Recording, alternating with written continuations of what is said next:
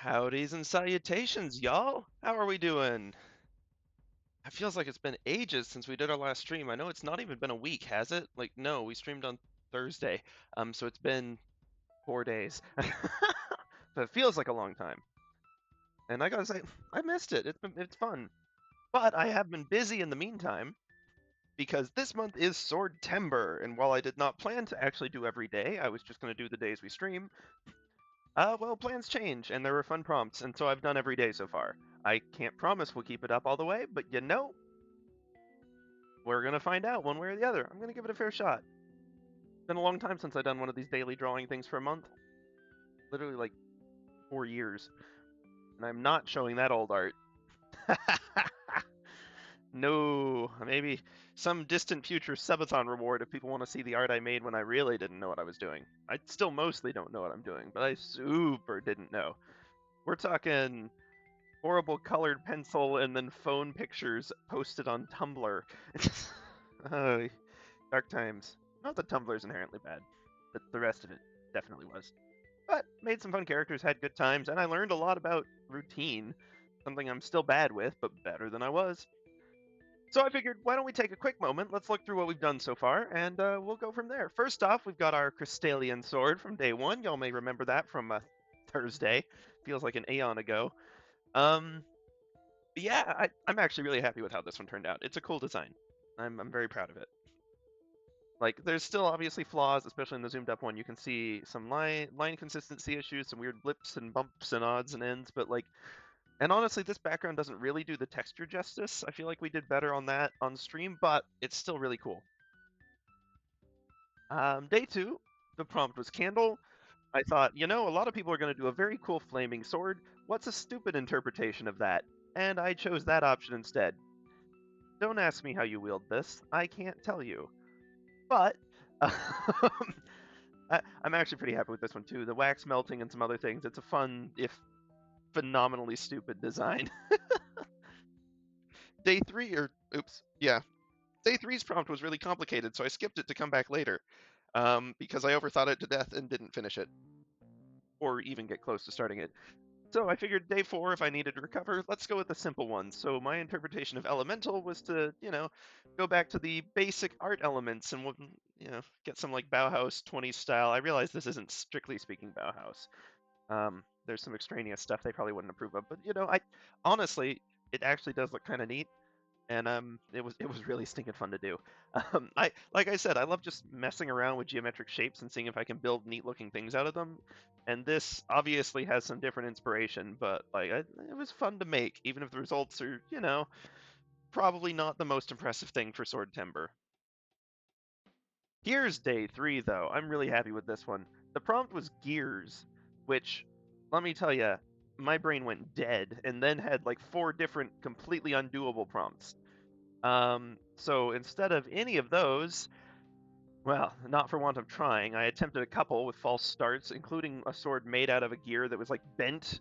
Like if someone had split the gear in one end or like one place and then bent it and twisted it into a sword. But man, I couldn't get it to look good. So I took way, way, way, way too long on it and made this instead. And this is the first time, and I need to do this more, I went and actually used the color palette I had found made by someone else. That's that hashtag SLSO8. Many kudos to the creator of that because it, I think, brought this to a different level. Like I was pretty happy with this one, but like that made it look sharp, literally, amongst other things. But yeah, Astrolabe, real fun, insanely well. It's not that complex of a device, but it's still convoluted. But it was fun. And then day five's prompt was edible, and once again I took the dumb approach and made one you can make at home, complete with instructions. Take a Hershey's bar, stick a thumbtack through it, and put a Kit Kat, not a Kit Kat, would have been better as a Kit Kat, but that wouldn't have the structural integrity, so a Tootsie Roll on the other end. I, uh, I don't know what I was thinking with this.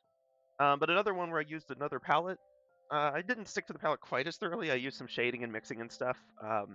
most of the palettes that I've been using are designed for pixel art, so there really isn't shading, and they're designed that they've got colors to help you do that. Again, it's I forget what the website's called. Not it's low spec, something like that. But yeah, fun stuff. Real grateful for this one. Was the palette was by Choco Mix, I believe, or it was called Choco Mix. Anyway, it was cool, and it was a really good mix for this one actually. Um, Even had the thumbtack red accent in it, which was a nice change of pace. Wasn't sure I was going to get those. But yeah, so today's prompt is going to be a fun or challenging one. I have a lot of ideas that would make for fun and cool swords, but I also have one that's a really, really just silly, not smart interpretation that I'm really tempted to do. I'm going to be honest. It's definitely not, you know, the right approach, but it's an approach, and I want to take it, kinda. But we'll see. We'll do some thinking. We'll sketch some stuff out. We'll see how it works. Because today's prompt is liquid, and there's lots of good options there. I mean, you've got everything from. I mean, there's the classic, like wielding a liquid blade. That everything from one that mostly stays in sword shape to one that you can like zoop around, sort of like in a cucumber quest with Liquus, I believe Liquius. Fun character. Anyway, um, but on top of that, we've also got, or like some more complicated stuff. We could get like a honeycomb sword with honey oozing out of it. I think there'd be some fun potential there. Or even latte art, where the sword is drawn in the latte. I'm not sure I could replicate the bubble effects very effectively, but it'd be neat. However, the one I kind of want to do is one where they screw up bad. So I wanted to. Let's close out of this. I wanted to have one of my OCs. Y'all remember Salt? Maybe not. Anyway, one of my OCs, I was going to have him attempting, because this is the kind of chemical concoction she would definitely try, to make a Mountain Dew sword and have it not work at all. But we'll see. We'll see. In the meantime, let's go ahead and put these away. These are just I was just doing some warm ups to refresh on the character if I wanted to go that route. Oh, and I'm not sure it'll be on this stream. I'm hoping to get like a little bit of an early start. I'd like to be able to post these on the morning of the day of the prompt. Just, trying to get Twitter SEO and all that jazz, whatever. But like it's still one of those things where I also need to take care of not burning myself out trying to do 2 or 3 swords in one day. So I got it started. I've got some ideas for tomorrow's prompt, which is mirror. We won't be streaming that one because Wednesday's an off day, but I'll definitely show you all the results. We'll post them up on the Twitter and all the usual places, which I am setting up some more usual places because I figure we ought to actually have some more places we consistently post. Don't really know. I guess I could do them as YouTube channel announcements. That was kind of a thing for a while, and then they shifted in favor of their shorts. Um, who knows? Maybe I make a YouTube short at the end that's got all of them, like on a slideshow or something. Hopefully something slightly less incredibly boring than a slideshow, but regardless. So yeah, we may look at mirror. Once again, I've got dumb prompt ideas for that one. Part of me wants to make a blade where both ends are a hilt and the mirror is in the middle of it, and it's just the most worthless thing ever. I also kind of want to do one where if you look in the blade, it's like you're in one of them elevators that has mirrors on both sides and it continues on infinitely. Trying to figure out the not logistics, but how exactly I'd work that out. Or even, I could do a cool one like a sword in a puddle with its reflection on the other end. Or, and here is my, quintessential, unfathomably ridiculous prompt that I just want to do because they're silly. Those travel makeup kits where they've got like 6 makeup colors and like a little applicator thing and a mirror in the top? I want one of those where the sword is the applicator. It's dumb. It's super dumb. I'm not even sure like the premise works as a joke, but I still really want to make it. Even if I don't do it for mirror, I still kind of want to just draw that because it's so just silly. Um, but yeah, we'll come back to that one later. First off, let's think about liquid. Whoa, what have I done? Oops. Let's put these back where they belong. So liquid. So yes, I know we talked about this, but honestly, the more I'm thinking about it, trying to make a proper comic, um, even with Salt moping over it, which would be funny, I'm not sure, like time-wise, that's a reasonable expectation.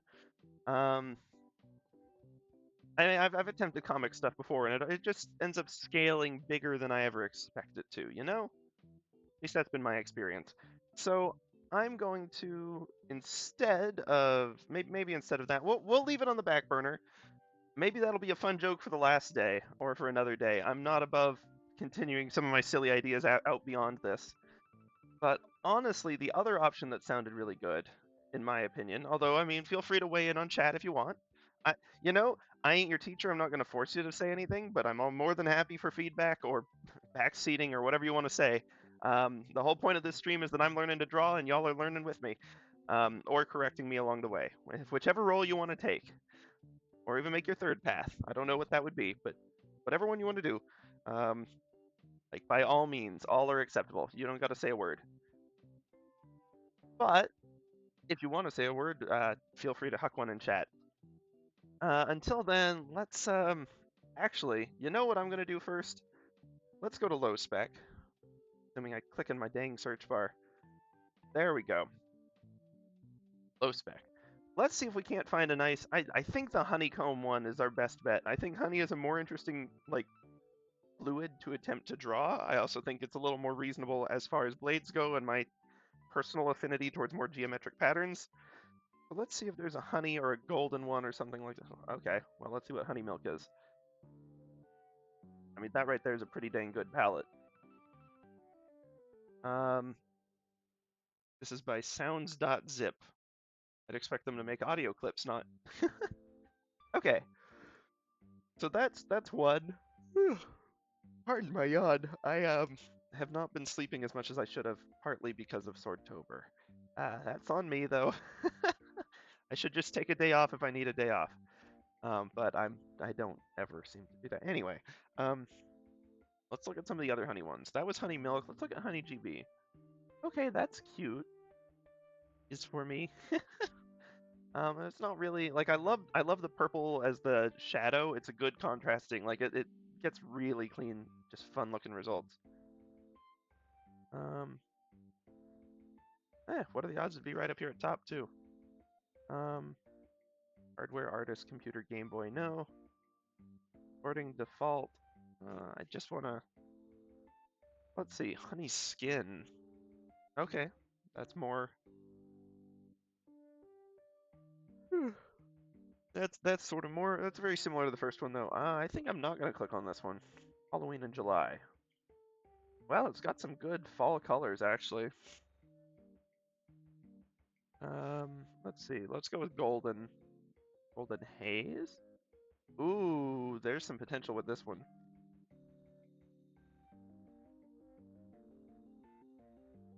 Oh boy, controversy.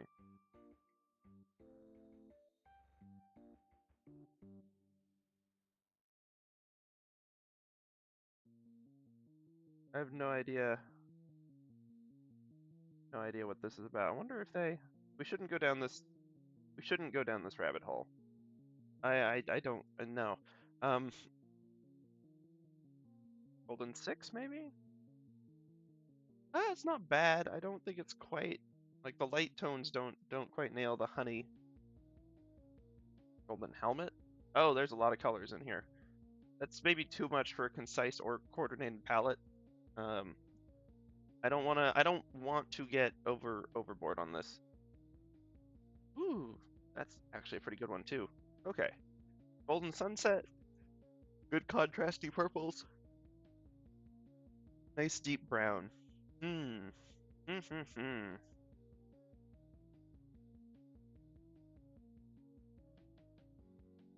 I mean, I feel like we could get a decent honey look with this, even though they're not super exactly honey colors.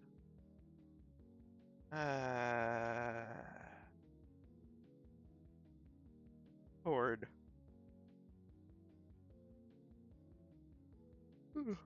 Pardon my yawn. Man, I wish this had like a better, like a different color contrast, like a blue contrast. Okay, Sundrop Diamond. That's an interesting green contrast. That's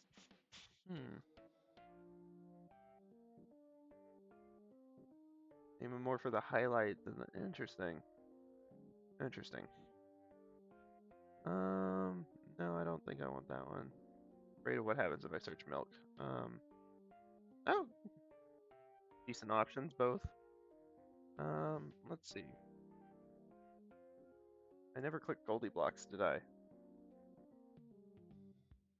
This is a good tone. These are good shadows, but like the highlights aren't quite what I need. I promise the whole stream will not just be this. Probably. No, it won't. Yellow Adrift? Oh, there's some bold yellows there. Let's try a different one. Almost needs to be like a dark orange palette, because that's all that, like gold and brown really are. I don't know why I thought that would be. Like, it's a good palette for what it is, but it's not what I should have clicked on. Orange Dreamside, or Dreamsicle. Ooh. Man, there's so many awesome palettes on here. I'm always blown away. Wait. Oh yeah, no, not this one for what we need. But I saw one that's a terrible pun. Orange You Said. I really wanted this to be the one. There's no orange in it at all. Fair play, fair play. Browns or even sepias. Burning neon doesn't sound brown. I guess it contains a brown.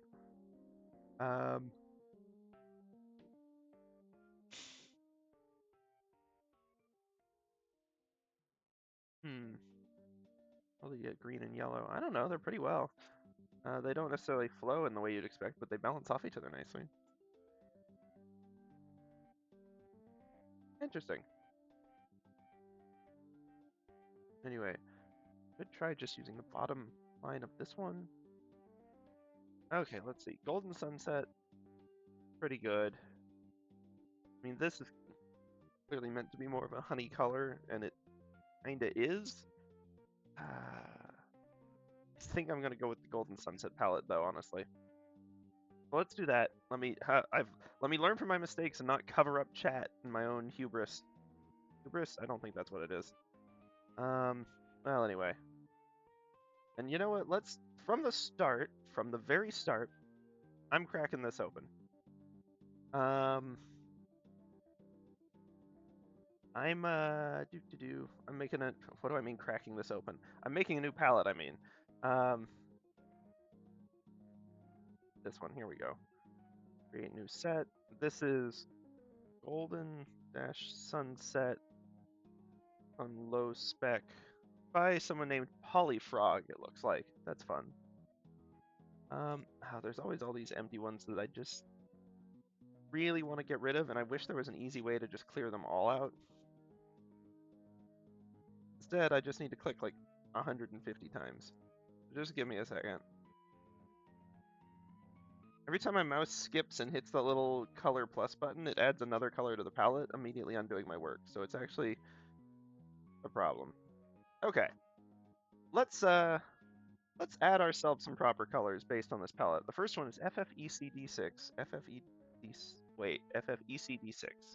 ECD6. There we go. That's fairly close to what we've got on here now, actually. A little bit warmer, a little bit. I drew a line on the wrong layer, it looks like. Yep, oops. Oh well.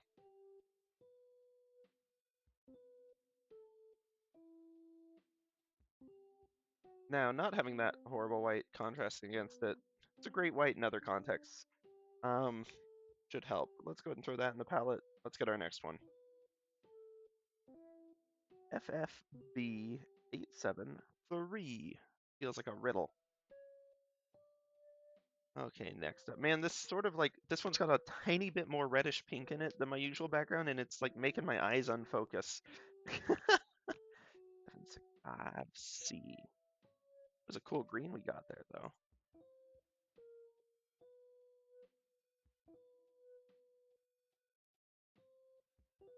There's a lot of potential in that. Not really with this palette, mind. Good to know that I ought to look there in the future, though. In terms of that section of the colors. 7A, 4A. 5A. Throw that one in there. And last up, we've got ourselves a 2-5, 2-1, 3E.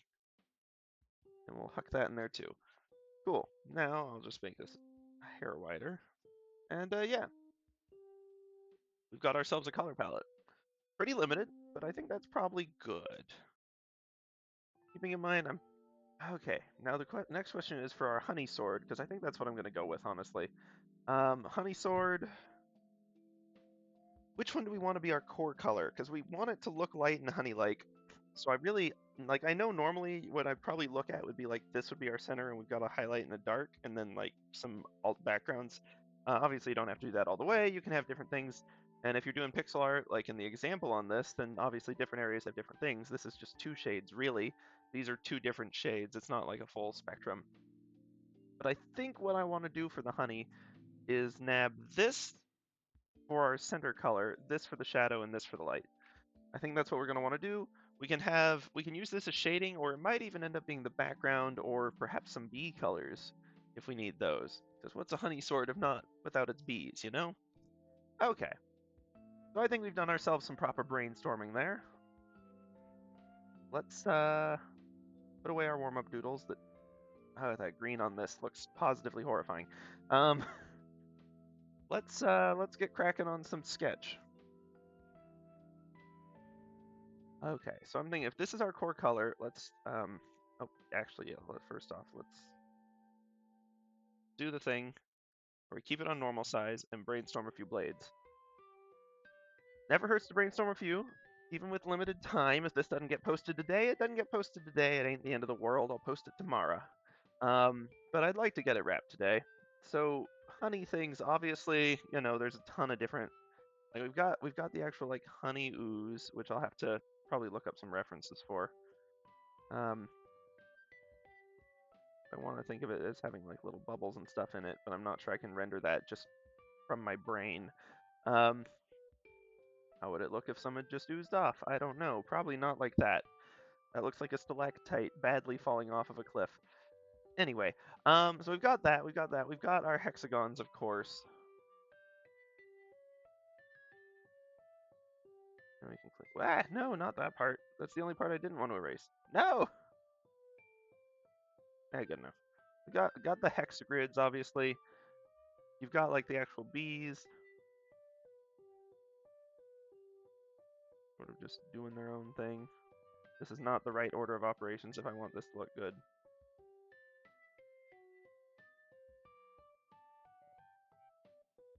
It's a bee.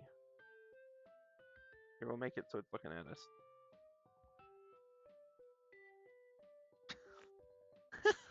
Anyway, so we've got that. We've got those 3 pieces. What else would we have for bees? I mean, you've got sort of the beehive shape.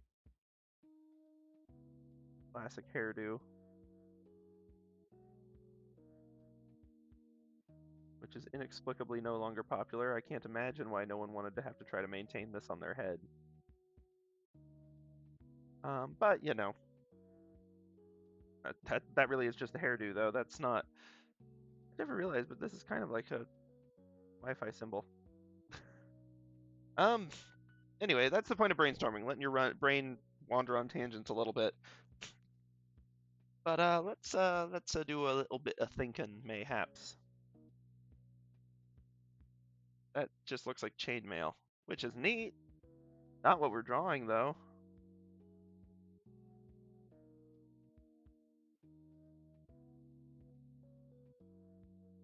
Now I want to finish it out. Anyway,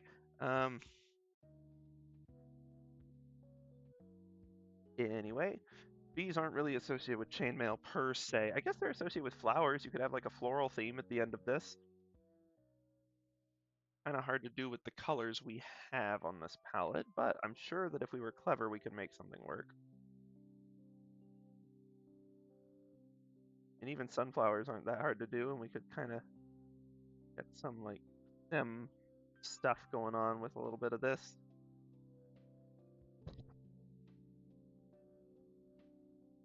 A little in there. I'd actually look at a sunflower as well. I sure as heck don't remember what those look like. I think there's like prickly bit, or really it'd probably be more look like that. Anyway, going on this a little bit, thinking about it as a sword hilt, perhaps. Because I think I know what I want the blade itself to look like, and maybe I will iterate on this. But I'm gonna actually set myself up a few pick reference lines for it. Not in the color of the background, but in a color that's clearly temporary.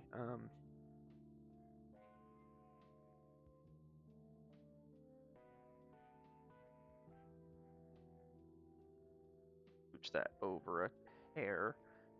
And then I think the next one would need to be like half distance? Half distance, yes.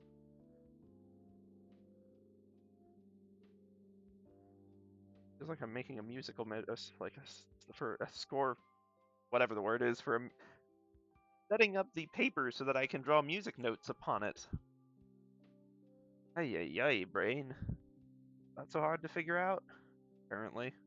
Okay, anyway. Since I'm just sketching this in, I don't want a 10, though, if I can help it. I feel like, however it connects to the hilt, we'll figure out. It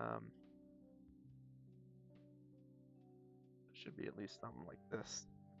Help if it was remotely symmetrical, but we're just braining things out.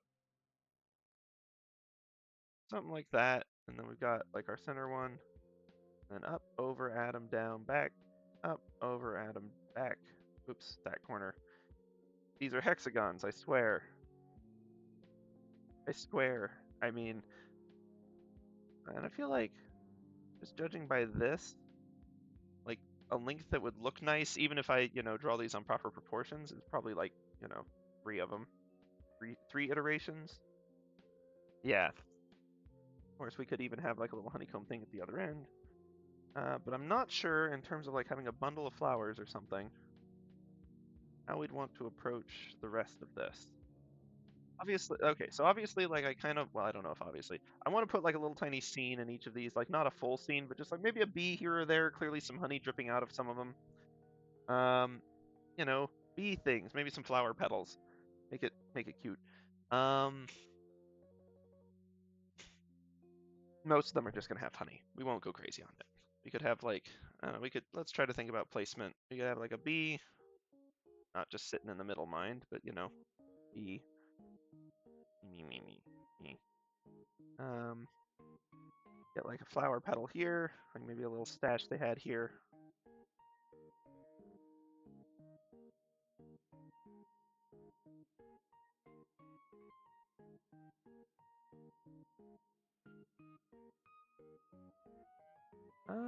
Like you do for the honey making. We could put like another petal here, maybe. One drifted over. Pop another bee milling about.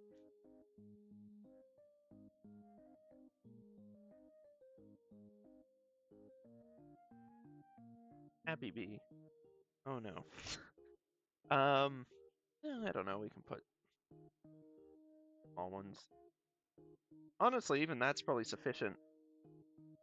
Like it looks random enough. It's not actually random, mind, because every single one I placed was was thinking, how can I make this look random? And that definitely affected my placement choices. But it's, random enough for our purposes. It'll look nice.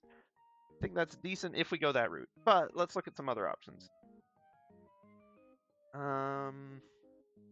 We could go with just like the pure honey. Like maybe the actual, like, this is the one honeycomb. Got just something going on here. Maybe like a smaller one down here. More deals. Or alternatively, we could rotate the end ones, but I find that putting hexagons where they don't tessellate nicely is jarring. And we could just have this as the base, and then sort of like a big ol' swooshy honey weapon loop. And I'd have to look at some reference images of, honey glooping, which I'm going to need to do anyway. But as it is, we can sort of make it look vaguely plausible, just like this. Honestly, maybe even... Oops, nope, I kind of want that one. I think this could even go, like, depending on the warbliness of it. Anyway, get ourselves a little bit of that. Yeah, that's an interesting take, too. Or even just out of, like, a honey jar. We could draw one of those little, like, bear honey bottles. You know the ones, probably. I don't actually know how universal those are. Around here, we have a bunch of, like, we put our honey in bear-shaped jars and squeeze bottles and stuff.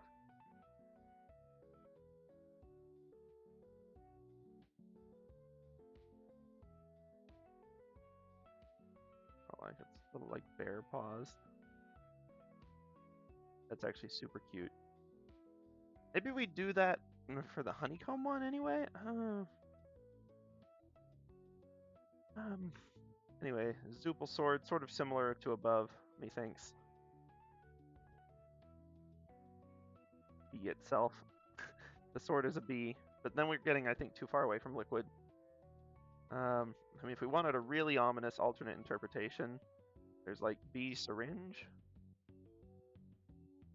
That would have liquid in it, but also like, not sure I like that.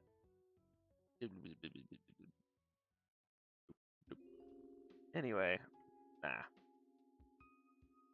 Plus, some people are afraid of needles and such anyway, and I don't want to scare someone who's just trying to peruse Swordtember.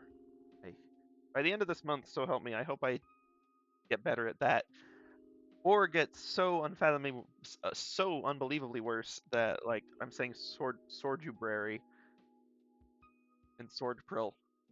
But we'll see. Okay, I'm trying to think of other things because I feel like I'm a little locked in here. Like I'm not really like these aren't the most creative options. Like I'm happy we've got the honey theme going to sort of split us off from just liquid, because I know there's going to be a lot of like elemental ones that look super cool, and you know, my art is still kind of amateur. So part of what I want to do, and anyway, part of what I want to do is not just, you know, be another one that gets glossed over. I want to have cool stuff that people actually pause to look at, and part of that is building a good premise, which is a skill you need to build for good art anyway, so I might as well stink and do it. Let's see. Give ourselves like a little bit of, I don't know, like loopies. Have to actually think about it. Again, we need to look at some actually dripping honey. It sure doesn't look like this.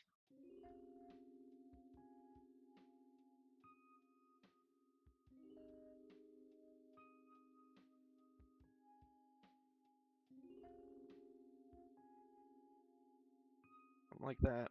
And once again, just throw reflections on it to make it look less terrible. They don't do much, but they do more than you'd think. And get just like some hovering combs on that. An interesting take. Okay. Let's see, 8:34. Doing okay. We're doing okay on time. That said, I'm a little torn because I was kind of heart set on that top idea, and now we're having actually good ideas. I'm not sure they're great ideas, but they're, you know, ideas. But let's see. Pardon moi. Let me take a sip of water. And we're going to jump right in to thinking, which means we're not jumping right into squat. We're going to take a second and think.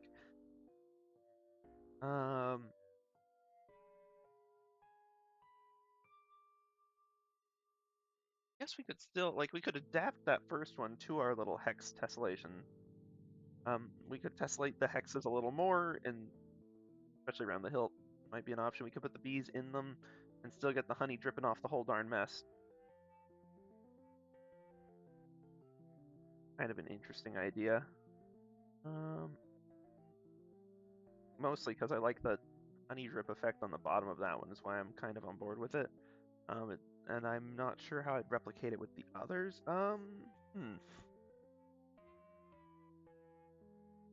In terms of my inspiration section, I think I'm basically tossing the hairdo. And I think rather obviously the needle and chainmail that don't belong there in the first place. Um, okay, you know what? Got an idea. I'm gonna search up oozing honey. Ooze. Um, see if I can't get some good reference images, but it seems all I'm getting is whatever this thing is. Honey pot silk. I have no idea.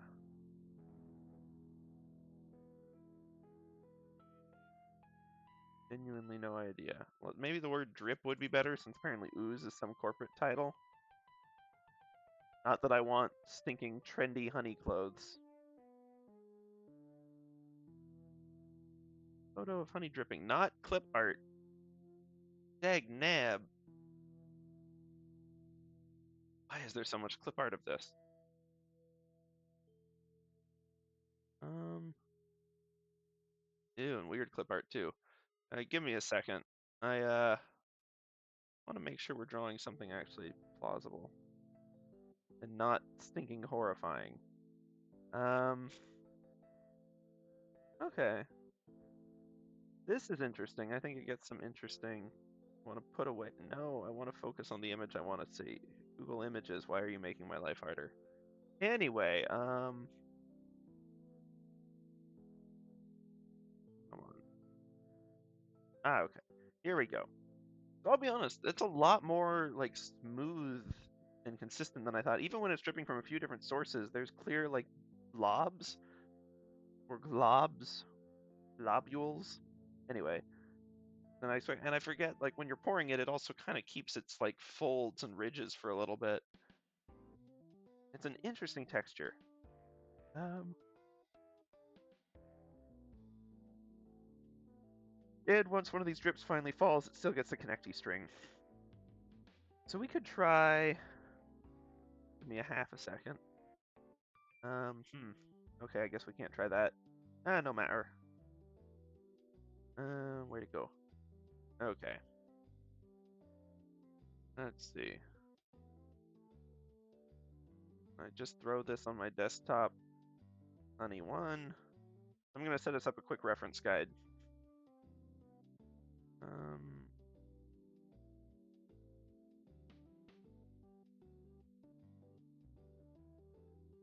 Honey 2. Oh, and here it is actually dripping off of some honeycombs. That might be a useful thing to see. I feel like that's drawn. I don't wanna steal someone else's art as my inspiration. I want to try to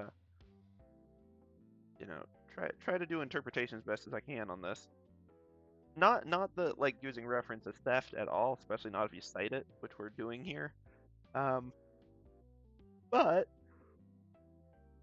I'm trying to build up my sort of visual vocabulary, and that means practicing more things. So if I can look at these references and then build something more from the nature images than from other people's art, I think that's going to give me a better initial shot. Again, the other way isn't wrong. I'm just mixing it up. Oh, okay, I want this one too. Oh, and I lost the dang honeycomb one. Where did it go? Where did it go? Honeycomb, no, I needed you.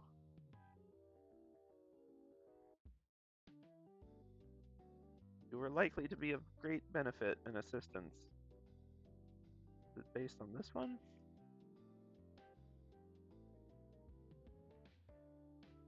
Yeah, I think it was. Oh, here we go, here we go. Okay. Sorry, I realize I ain't showing y'all squat. Let me work on that real quick. Don't want to close our palette list, but I'm going to minimize that for the time being. I'm going to crack open Pure Ref. And let me scoot this out of the way and throw our honeys into here. Y'all remember Pure Ref, right? Let me make sure that I've got that capture going. Yeah, there we go. So now you'll be able to see it there. Pop this back open. PureRef's my handy dandy little image reference that I can still share on OBS, so I don't have to worry about like accidentally hiding things behind other things and so on and so forth ad infinitum. Okay. So looking at these, feel like the honey drip isn't necessarily the most exciting part of the drawing, but it might still be more exciting than my little honeycomb. I mean, we could abstract a little. Okay, I've had a thought. I think I'm just gonna beeline go with the thought, which is risky, but you know, I'm a little tired. Not as tired as I used to be last few weeks. I am doing better. Turns out going to sleep is in fact a beneficial approach to being tired. And yet it's so hard to do. Anyway, we're gonna do our sword sketch. So I'm gonna take all these ones we've sort of done here, and drop them down a little bit, and oops, drop them down a little bit in opacity, so we can sort of see them in the background. Man, working with a color scheme is so nice. Like, I like making a color scheme, and it's something I want to practice more. But there's, you don't have to DIY every single step of a process. And when people have put together ones that look just top notch, I mean, why recreate the wheel, you know? I mean, it's worth recreating the wheel to learn how it works and to have a better understanding of wheels and where you can use them. Sure. But, like, if you're trying to begin and you just need to make a wagon, you don't need to understand all that at first. You can make better wagons later recreating wheels, but yeah, step one, just get the dang wagon off the ground, you know? I don't know if this allegory makes any sense at all. The wheels on the wagon that are made of honey, apparently. Loopy hexagon wheels. You know, I don't think that this is a good way to make a wagon. On second thought, don't listen to my wagon making instructions. Y'all probably knew that already, though. You've been here long enough. Even if you've been here like 10 minutes, you've probably been here long enough to know that. Let's see. Okay, trying to get some actual placement going here. I'm going to use the straight line tool for the darn hexagons because keeping them in proportion is already the hard part, and lining up the angles doesn't need to be an additional hard part. This is going to be our hilt hex that's already too close together. I think they're supposed to be like 1.5 apart if you want like a perfect hex. I don't suppose there's just a hexagon tool.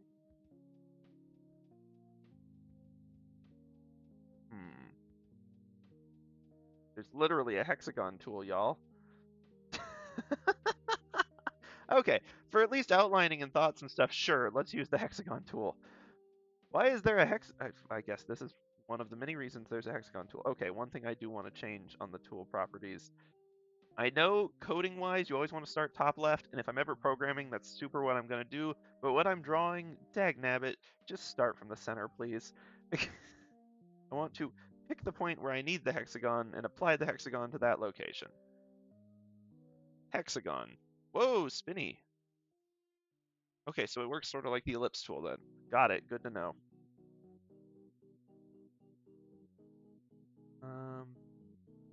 Actually, if I was smart, I'd have actually taken advantage of that spinny. Let's give it a shot.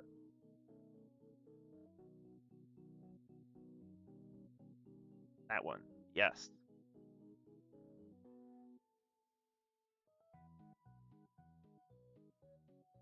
Because our main direction of action is pointing to the right, not wherever the heck that was going before.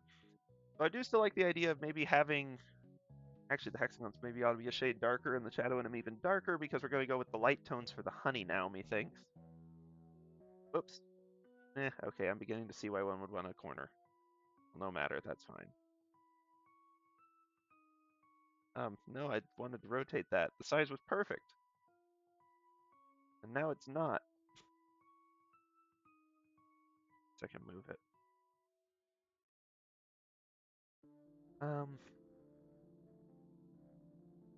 Anyway, yeah, we'll work on that. I do think maybe like a few smaller hex clusters would be a way to go on this.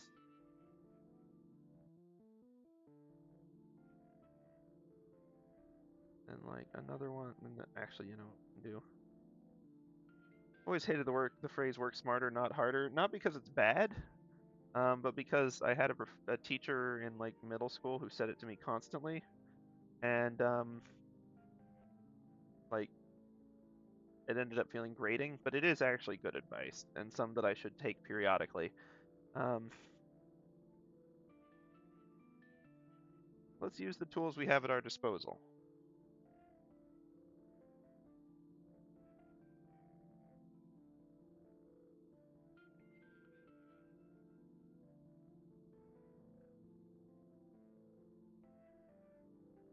That feels weirdly symmetrical, and I don't like it.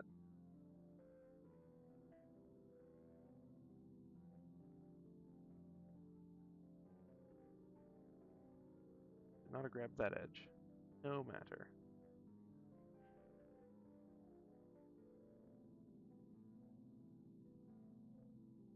I want the one right at the end. Maybe like a little bit of a point to go with it. Okay, I'd like a lot of a point to go with it if I can. Thank you. We'll just throw in a few here. But it does need to be plausible that they're in grid with the others. I want to be cautious about my placement.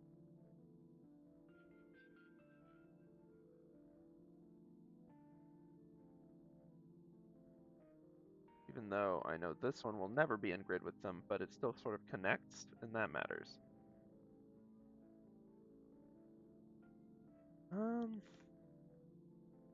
Yeah, okay, we're getting some interesting stuff with that, I think. Let's go ahead and grab another one here. This one I may actually have a little fun with the size.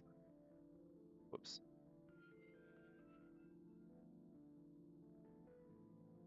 There we go.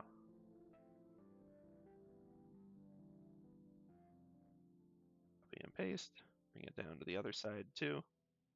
One of these ones I'm absolutely doing an asymmetrical sword, and not just because that's, one of the prompts, but also because the asymmetrical swords are fun.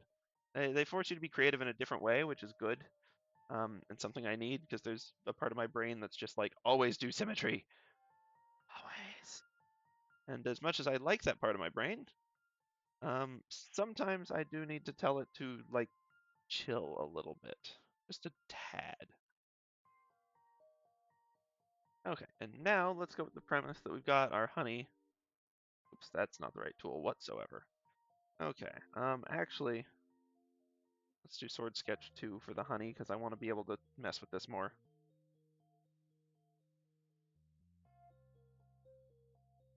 And I'm going to go ahead and put this away for now.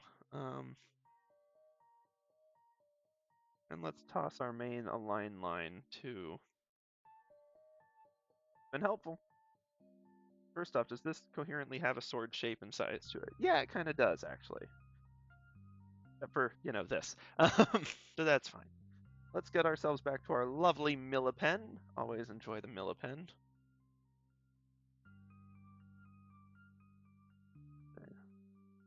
Kind of our honey oozing off. They taper when they ooze, which is interesting. They sort of do like this, and then there's the globule at the end.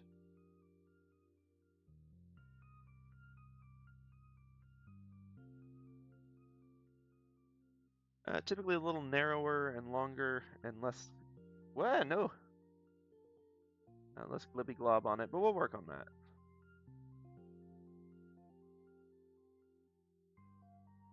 That one hasn't dripped yet. That's fine.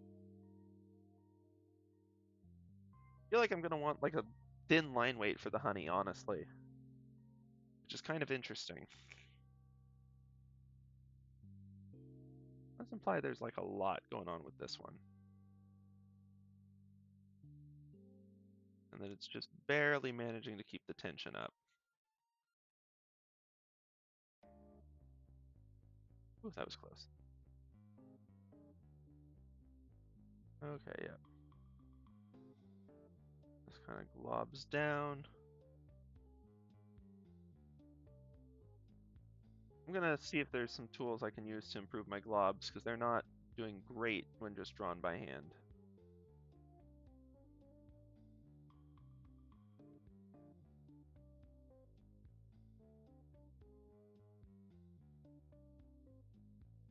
Just kind of getting the idea.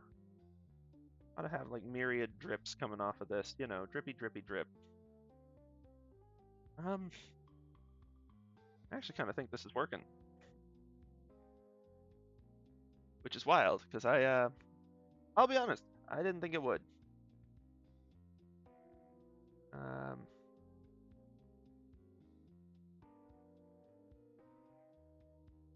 decide if the reason this one isn't working is just because it's overlapping the others, or if it's because, like, weirdly symmetrical in a row that's otherwise asymmetrical.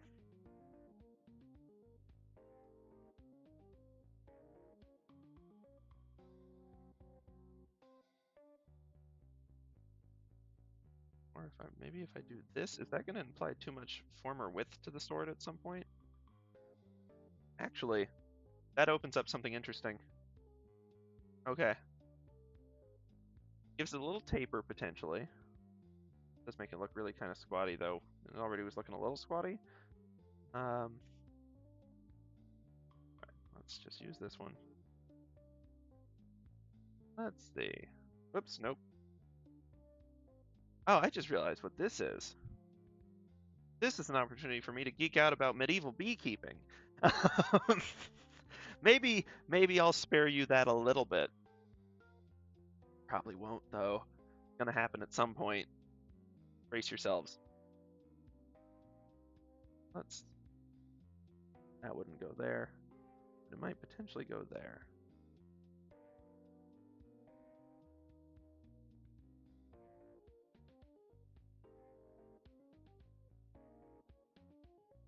Okay. But yeah, medieval beekeeping was stinking wild. I told y'all to brace yourselves. I didn't say it was going to take me long to get back on the topic. Um, there is no escape. And I've been using that phrase a lot lately. I hope there's not some underlying meaning from that. That'd be worryingly ominous.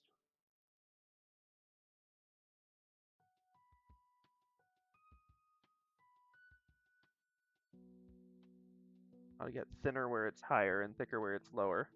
Makes sense if we're watching it. Like, obviously it's not finished pooling yet or it wouldn't be dripping at all. But, like, yeah, I do still want it to look like it's actively flowing and not just all sitting there. Like a render of liquids that you haven't started yet. That one, like a little bit of oomph. It almost makes me wonder, do we even want part of the sword to have just dripped completely away? Like, I realize it's implausible that this would happen. It would be more implausible if I had the drip away over here as opposed to somewhere else. We could sort of have it, like, snapping over here. That might be more interesting for that middle section anyway. Yeah. Yeah. Then I'm going to need to round off the honeycombs a little bit and actually probably draw them by hand. That's fine. That's fine. Give them a little smoothness, give them a little shadow. Let's see.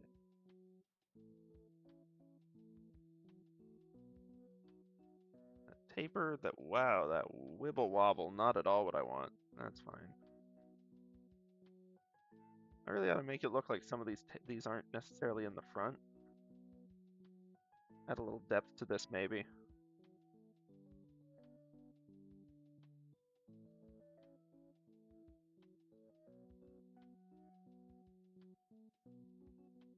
Problem that I wasn't expecting was so many of the actual designs in this, or the actual like images, to be fairly uniform in shape.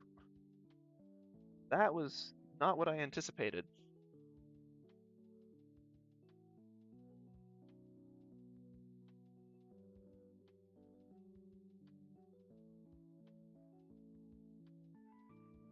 I want like a big one pooled underneath it. And any dripping off of that edge would make sense to sort of be its own globule. No, no, no. Just it's hard when you're drawing one continuous line and you don't realize how much is going to be lost when you undo.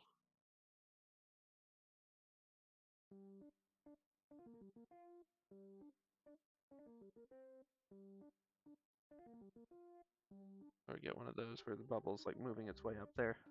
Actually, yeah, this would be a good opportunity for like a proper bubble.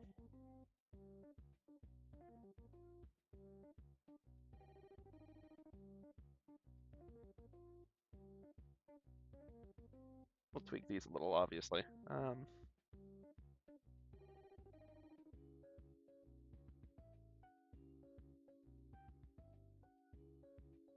big thing is that there ought to be one of those just like super fine point ones, like dripping down here, which I cannot render with this current pen size. Not easily.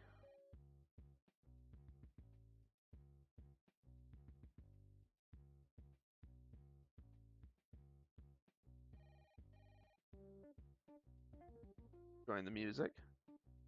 Let's see. But yes, medieval beekeeping. I almost got on that rant and then somehow got distracted from it.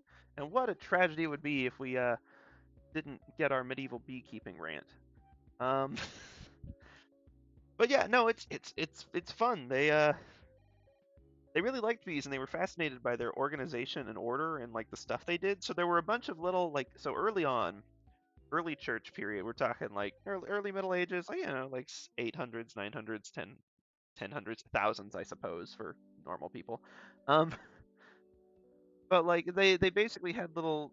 They were prayers that were almost said like magic spells. Like you'd say the prayer to make the bees come home or to make them do different things.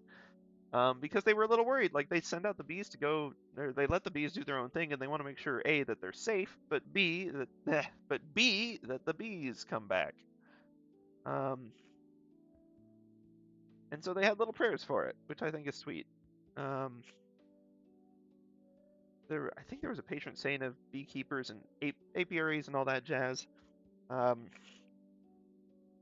but yeah, they called them like, what did they call them? There were a bunch of different names. They've been referred to as everything from like little tiny birds that live and rot and then make sweet food, to like different types of fly, like just like a sharp fly or something. I don't know. I don't remember the bee types as well as I oughta. I was just at the library this weekend looking at some of these. Don't ask why. It wasn't for this prompt. Um, anyway, let's not dwell on the fact that I'm perhaps a nerd. That wasn't phenomenally obvious by the rest of my existence, and in fact something I take pride in. So let's actually, yes, dwell on the fact that I'm a nerd. I am a massive nerd. Not the candy though. Please do not attempt to eat me. I'm not a sour treat. It will not go well. I will intentionally give you indigestion out of spite. You're welcome.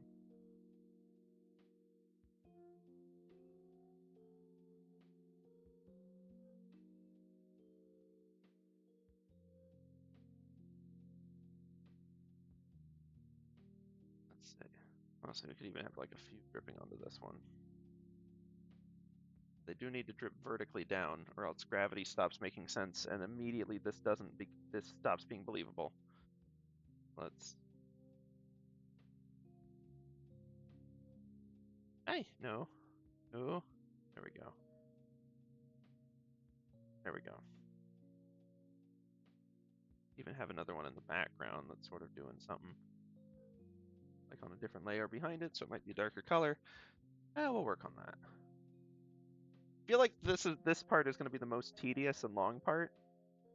So that's why well, I've been talking about bees. What I've actually been studying was medieval illuminations and such, which was in general for Swordtember, but also for my character designs, because I want them to be at least sort of authentic. Like there's so many fantasy designs that I'm on board with going all crazy, but a lot of them look very similar because they're all sort of built on the same fantasy tropes. And so I figure let's go back to basics and see if I can't find anything interesting in the original works.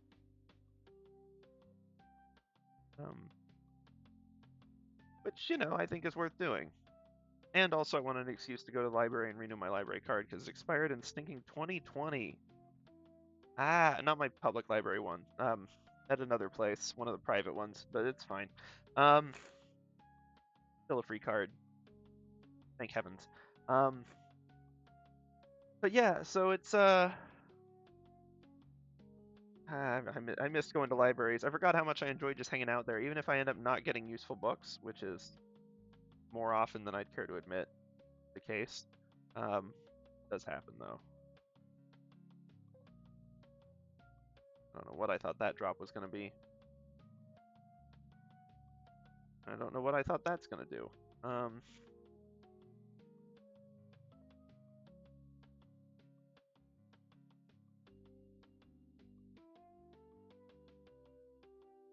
There you go. Got a little bit there. Got some stuff there. We'll Right, we were going to talk about making this one detach even. Or like get to the point where it was just about to. Air thin.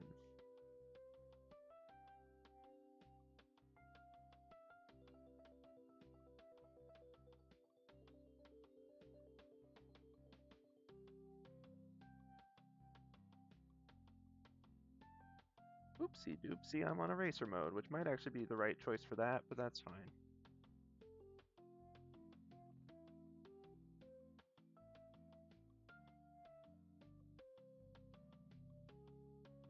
I actually want this to be sort of like up. The weight had just been released.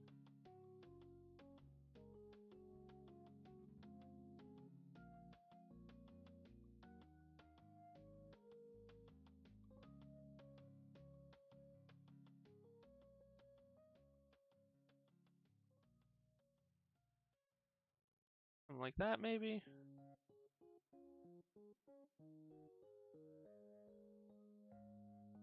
And I'd expect a actually pretty sizable blob at like the end of these.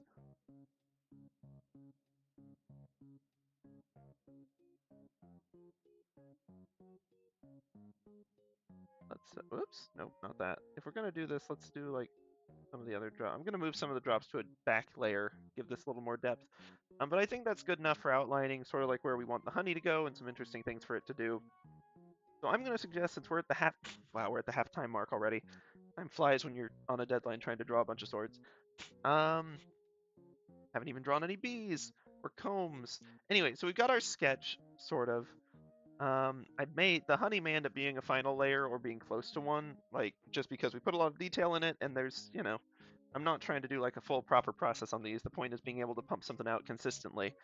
But I do want to sort of work on the actual like the comb sketches because they look too precise and too sharp with this honey, and it ain't right. Plus, they need some depth. And I think it might be fun if they don't have a back, or if they do have a back and we can still sort of see like bubbles in it or something. I don't know. We'll see.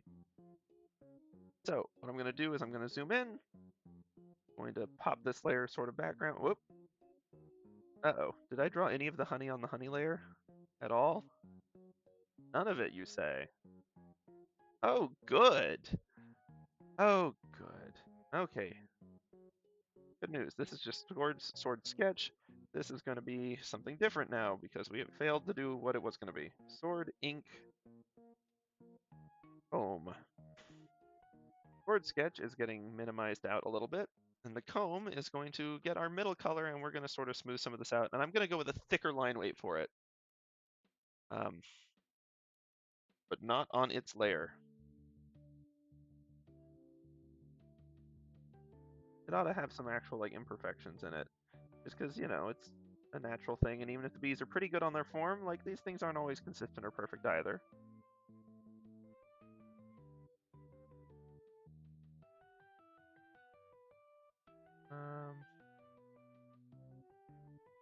But yeah, mainly it looked jarring against my other hand-drawn art.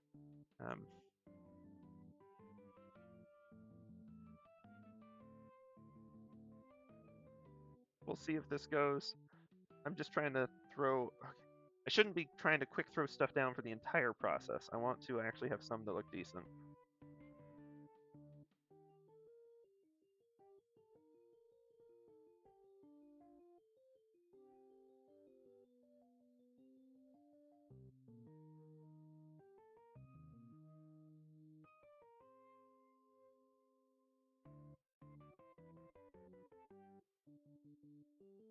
Clean up a little bit of that.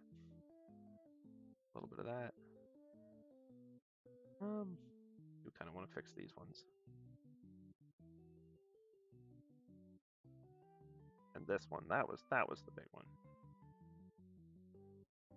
Because even my little perfectly robot-aligned hexagons weren't actually perfectly robot-aligned because I didn't take the time to do that. We'll see if those wobbles. Maybe I'll clean them up a little bit with the vector tool. I'll not the control point one. The simplify just for the center points. Like I kind of want the rounded edges, but maybe we can clean up some of our centers a little bit. I think that might be the way. We still get some of the wobble for the corners, but we don't get so much of the wobble that the whole thing looks bad. I think that'll be good. So I'm gonna leave it at that. That way I can sort of pop back to actually gonna do one last thing. Sword placement, if we think about where it is, perspective-wise, let's, oops, no, not the selecty tool. Not the simplify tool either, for that matter. Whoops. Okay. We'll go back to a smaller line weight for this, but also perhaps a darker tone.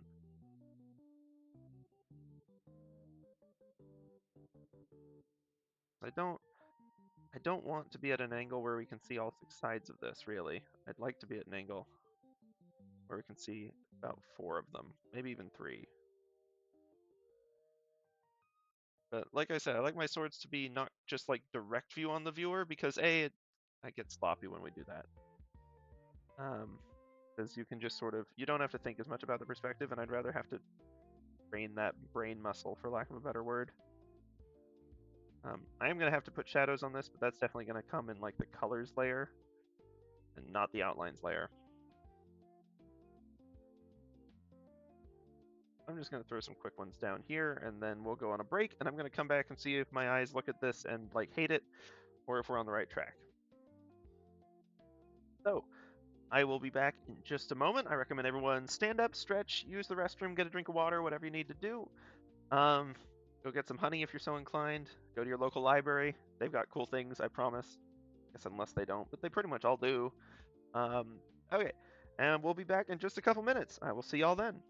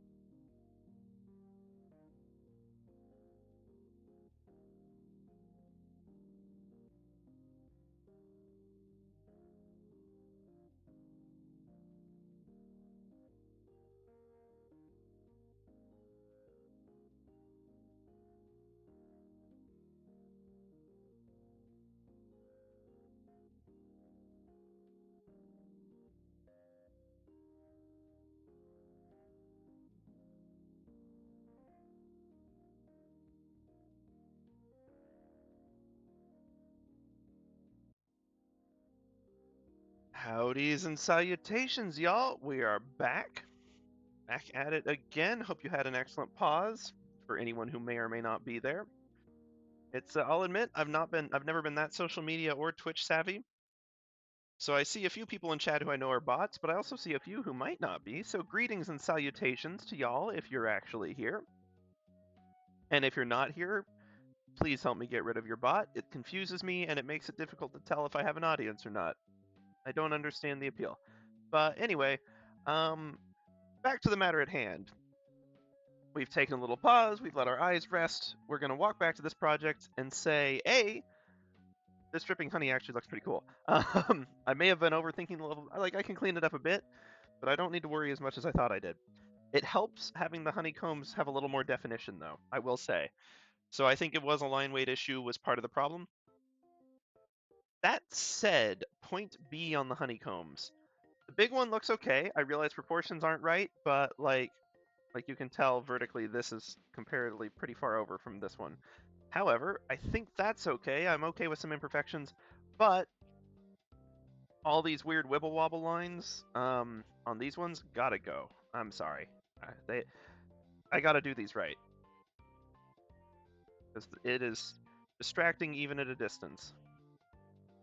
I was hoping maybe it'd be small enough I could do the quick and dirty solution, but no, and that's fine. That's probably for the best anyway. You'd be amazed how much, like, at the resolution I'm working, even like one or two like weird pixels can, or like a weird white gap can be super noticeable. I've been surprised at stuff I thought like wouldn't show up, and I was like, oh, that detail actually does show up. And that's not always a bad thing. I've actually had a few where I was like, oh, there's no way anyone's going to see this in the final thing. And then, you know, lo and behold, we get there, and I'm like, oh, it actually shows up. Cool. So I've been happy with that for the most part, but I do have to keep it in mind. Because sometimes it shows things that we don't want to be shown. That's okay. Let's see. What I ought to do, though, make sure that we're getting some of this. We do seem to be vertically centered along it, it's just that horizontally we're more over to this side. Which is a-okay with me, but it does mean that we would be able to see like a little snippet of this. With these small ones, it's not much, really. And I do think the honey's going to end up covering up a lot of that. At least that's my hope. But maybe for... Okay, so maybe for the upper ones we'll do it. And for the lower ones we won't. It'll sort of imply... I mean, it'll just imply that I'm being lazy and it looks bad. Let me flip it and do it right. There we go. It just meant that I couldn't seem to get the angle right, but this makes sense. As I'm on the eraser tool, I might as well use it. Go back. The rest of this actually looks fine flipped, though, so that's a good sign. Flipping this way still looks reasonable. A little odd, but not in a bad way, necessarily. Okay, so then let's maybe get the rest of our honeycomb hives here. I'll go ahead and get them thrown together. Because I think even if we do like a less line-heavy color system, I'm still going to want these to have line work. Just full stop. And I'm thinking, in the interest of time, we may not be able to add bees. Or if we do, it's just going to be one, like a cute little chibi. I stand by that pun. I stand by it so much, I'm just going to stop talking now and let it sit. Gonna let it be. I gotta stop. There's too many easy pun opportunities with these cute little critters. And like, it's like taking cheap shots at fish in a barrel. We'll mix a couple of idioms there. And like, not even just the expression, but the Mythbuster is proof that like, if you shoot a fish in a barrel, you don't even have to hit it because the shockwave kills everything in the barrel. Please don't put your fish in a barrel and then shoot them. Not cool. Not a good carnival game. But yeah, there's just too many bee puns. They're wonderful. They're great. I love them. But you don't exactly sound sharp when you're they don't have much sting. Okay. I'd say I'll see myself out, but I'm the one who lives here. There's no booting me from the stream. Sorry, y'all. I am here, and there ain't a thing you can do about it. I mean, I suppose you can just leave. Or turn off the VOD if you're watching through VOD. By the way, hi VOD viewers. Happy to have you. You know, you're welcome to catch me live anytime. That's right, you accidentally clicked on the pitching the channel portion of this video. 2 hours, and you managed to find yourself here. Good luck. Well, good luck for me. My sincerest condolences to you, really. But yeah, we stream 3 times a week. Monday, Tuesday, Thursday. We didn't do Monday because Labor Day, U.S. holiday. I actually don't know where else it is. I know a lot of places in Europe have a different holiday at this time. But yeah, I need to study up on my holidays. Anyway, and before one more person points out, like, isn't it weird that we celebrate the work day by not working? We celebrate by not working ourselves to death. Like, good work requires breaks. Labor Day is absolutely not just an ironic thing, but also legitimately good advice for good work. So yeah, do not belabor the day. Do not belabor the day. Ah, double pun. Okay. I'm sorry. They're like baked into my soul. I can't not make puns. People have attempted corporal punishment to get me to stop, and it just made them worse. This seems like a moment where maybe I should actually use the rotation tool, like more than I actually have been for these. Straight lines are easier to draw, for me, like this.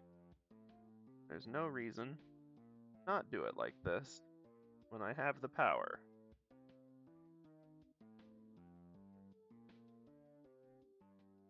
And I will say I've been drawing pretty much all of these swords sideways because I want their default state to be pointing up in the air, but they're much easier to draw horizontally. At least for me. That's just the way I think about the blade. I had to make a new desktop background. I haven't made one in like 3 years, 4 years, however long it's been since my last foray into digital art, which was a long time back, like before streaming and all.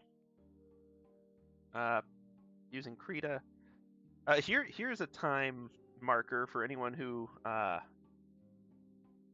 will know this. For anyone who's familiar with the YouTube channel / I'm sure they do other stuff, Oxbox, or specifically Oxtra, which is Outside Xbox and Outside Extra. Luke is fantastic. Luke and Ellen are a great duo. Very fun. But I drew my desktop background, or yes, it was the actual background and not the attempt later, while he was doing his last Bloodborne session. Like the first time he fought the Orphan of Kos. Which, like, if that puts it in perspective, because that still feels like it was yesterday, because pandemic has made the last several years, even in how completely different each year has felt, there's still like a weird blur. Like it feels like only a month should have passed.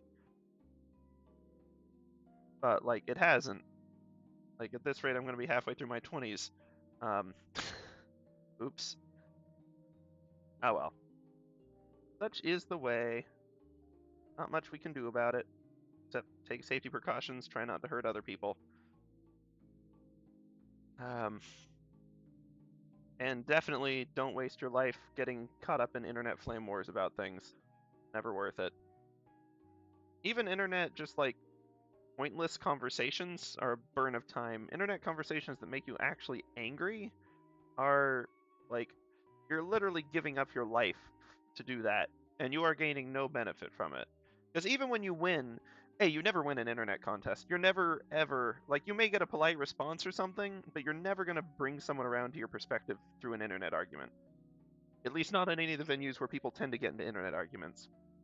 What you will do is put yourself in a bad mood for the rest of the day, or a self-confident and annoying mood if you've got like a one-up on their grammar, which, look, I'm not complaining about that. I was a grammar nut in elementary and middle and high school. I still enjoy good grammar, but I also enjoy live grammar with an evolving language now, so like I've come around to really silly stuff too. Like Yaldov, the lovely word. It only has 3 apostrophes. We can do better. But for now, it's what we've got. y'all have really liked me in those days. I'm not sure about that. But yeah, like, just don't waste your time on that stuff. It's even if it's an important moral point, like, there's stuff that is outrageous on the internet, and you want to be there, like, you want to support someone, or you want to, like, and supporting other people is sometimes worth it, I'll admit, but, like, just in a typical, like, YouTube comment section or something, or Facebook, Twitter, Instagram, I don't actually know enough about Instagram and Snapchat. I need to learn those platforms. Which seems to do better, but that's because it's, like, actively moderated. And people will literally boot you out the door if you're being a pain in the rear. I think that does help. I guess if we're crowdsourcing the comments, we might as well crowdsource the moderation. It seems to have worked surprisingly well on a platform where I wouldn't have expected it to. But anyway, that's a side point. The point is, like, for the most part, don't waste your time in that stuff. Like, sometimes it's fun if you've got a fun antidote and it's not an angry conversation. Like, something like, you see a video about someone trying to, like, use a crawfish as a pet, and you're like, oh, hey, I had a pet crawfish growing up. I got it from Central Market. True story, by the way. That did happen. We named it after the guy who gave it to us. And that little crawfish lived for like 2 years, longer than we expected it to, because we'd expected to live like 2 weeks. Because we got it, because it apparently escaped the pot where they were cooking it, and the guy basically, I don't know, respected it as a challenger or what have you, and decided to give it to the random small child that was just going through the store. Of course, I was down with this because I loved seeing the live crawfish in the tanks. Might as well have been a petting zoo. No petting, of course, but as an aquarium perhaps. But I love those critters. And our little crawfish, he was a great guy, very clever escape artist. I will tell more about him later. Maybe, if anyone ever wants me to. Crazy times with that dude.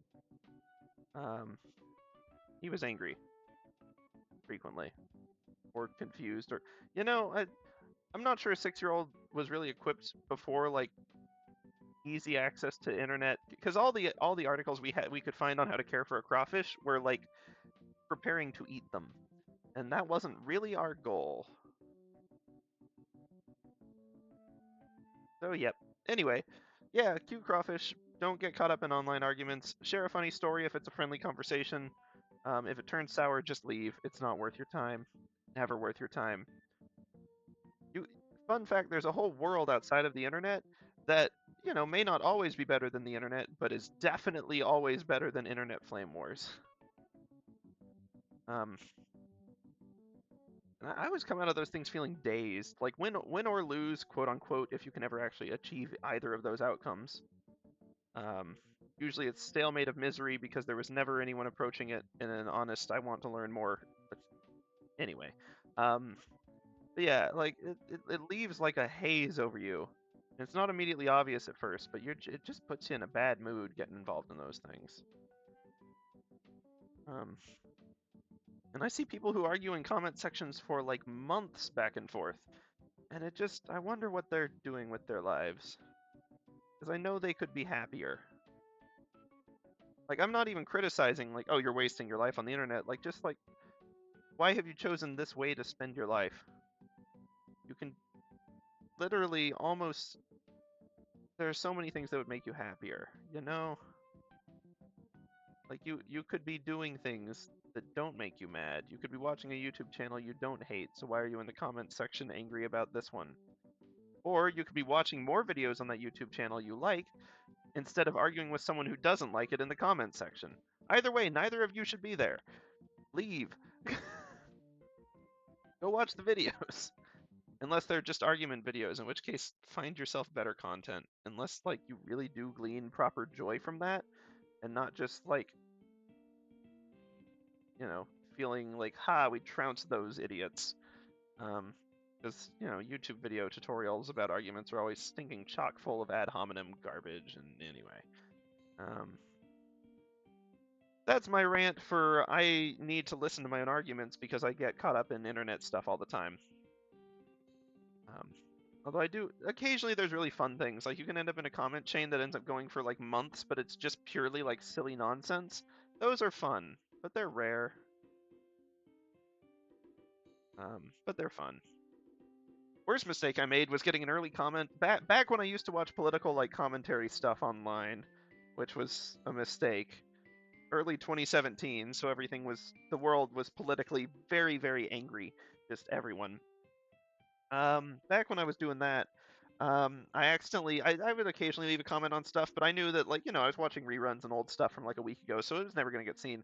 I accidentally caught a video like an hour after launch and left a comment. On the one hand, I got like 200 likes, and the other hand, I only got 2 death threats. And one of them was more of a, you should never have been born in the first place. So, honestly, as far as internet reception goes, it could have been worse. Also, the comment replies made it to like 200 comments of people arguing nothing related to my comment at all, because it's just a toxic crash fire. Don't do it. Feel free to participate on the internet, but as soon as you're getting angry, just leave. You can maybe fix it, but you can't fix it by just arguing in the comments. That makes you feel like you're doing something without actually doing anything, and burns you out so you don't have the energy to do anything actually useful. Direct your energy elsewhere.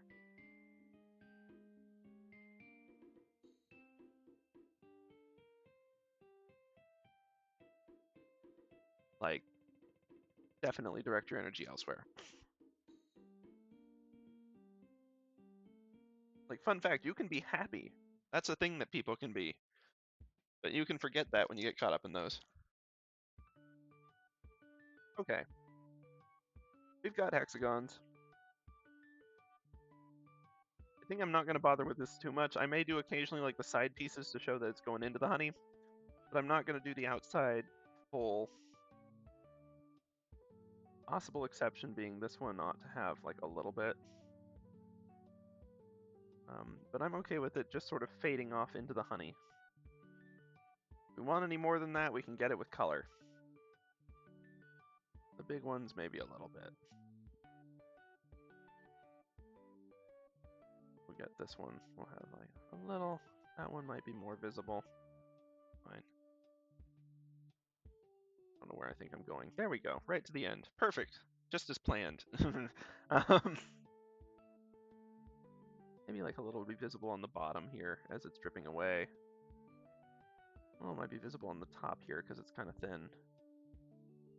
Same with this one.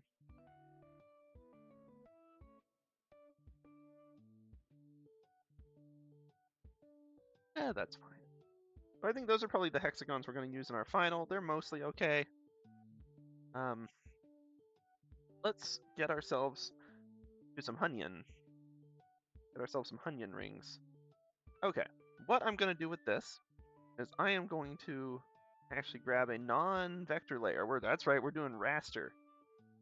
I'm going to grab honey, and I'm just going to take my millipen and go. I guess I could fill out the hexagons if I want the honey to look more translucent, which would be smart, but I'm tired and we have 30 minutes. And while I'm okay going a little over, probably not on stream, I don't want to spend 6 hours on this. Tragically, we just don't have the time. Okay.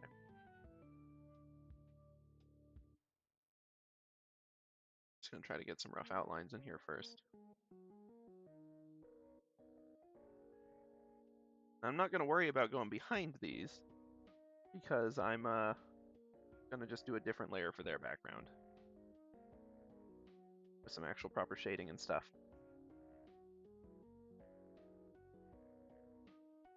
We are gonna try to get like, some nice. Try to make this look good.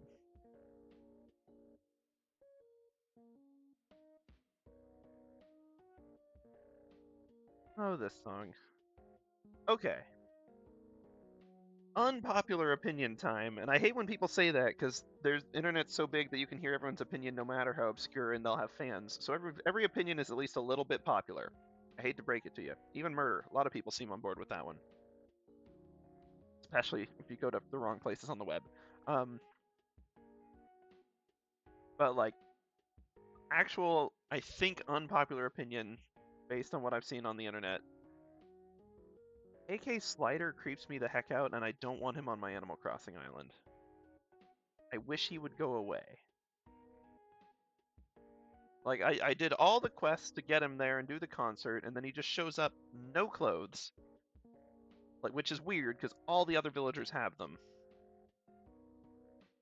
And, like, then he does his little buzz singing, which I didn't do it for me, I'll be honest. Not a huge fan of his style, but that's fine. But what kills me is that I find these wonderful remixes of songs by people who are inspired by KK's work, so I respect that they wouldn't exist without him. Even like if the game existed and they wrote these songs, they might not have caught on without KK the character. But like it'll be a lovely quiet song like this, and then 2/3 of the way through, his stinking grating voice shows up, and I'm like, no, get the cake away from me. Not cake. I was trying to do a KK away. I don't know. Pun didn't work, but that's fine. Point is, I wish he wasn't in the game, or at least like that he would wear a shirt. I'm begging you, dude. I'll ask. I ask that you either cease to exist or wear a shirt. That's all I ask. Not much of an ask, right? Just that you cease to be. I'm sure you're okay with that simple request, right?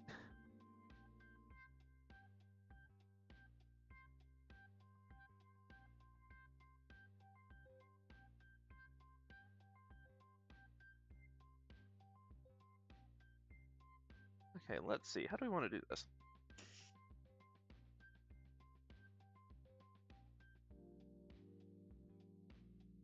Honestly, it kind of almost works to just not even have them connected.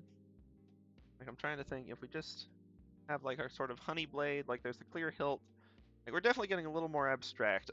And this is one thing I'm bad about. Like, I come up with silly premises, but I'm still like married to the idea of sword look like sword. And like, I sometimes can't get that out of my head. Like, I don't know. Maybe that's just a me thing, but like I get way too caught up in having like an actual like the sword shape still. Whoa, there goes my zoom. For anyone popping in, by the way, just a recap, I realize we haven't said it. We've got about 30 minutes left on stream, and we are going to be continuing our Swordtober drawings. Or Swordtember. Dagnabbit. One of these days I'll get that right. Even complained about how much I get it wrong earlier in stream. Oh well. Okay. We'll give it like a little bit of a string. That works. Or the implication that alright, this needs more weight to the curve though if we're gonna have that be remotely believable. Oops. Let's use the hard eraser so we can at least get a softer edge. Funny enough, the hard eraser has the soft edge. Let's sharpen that a little bit. Really make it like a fine point.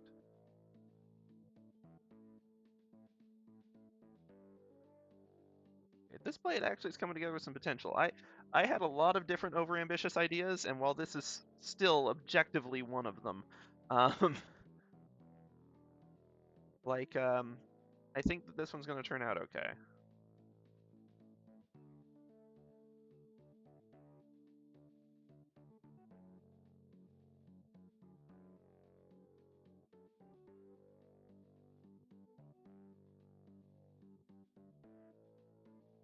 The next thing I want to do, probably curve that back in a little bit. Oh, okay. Fine. There we go. We'll leave that like that. And then go back to our bigger brush and get some of these in first before we do any more of that.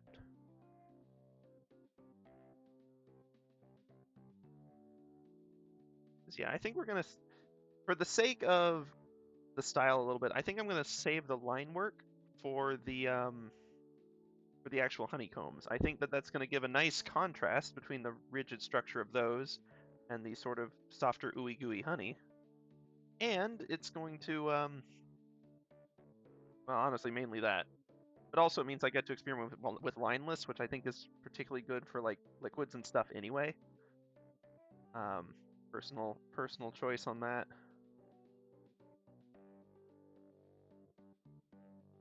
I think it just looks a little better.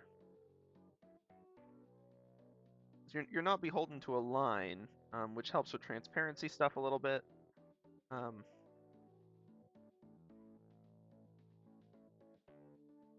But also your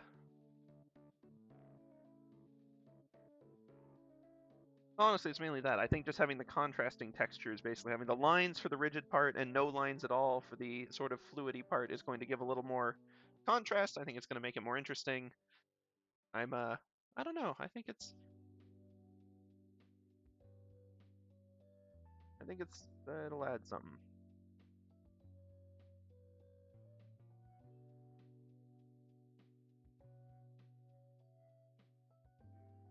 That one was just a little too really. Let's give it another go. There we go. Oh yeah, get like the that going on. Yeah, there we go.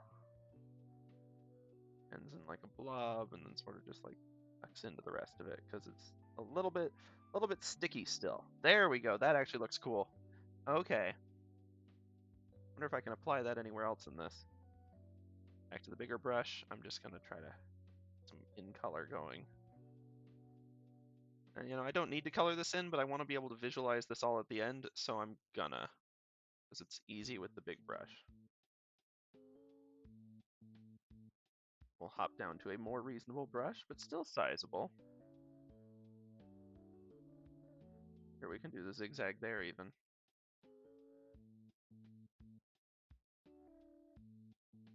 Liking this color palette.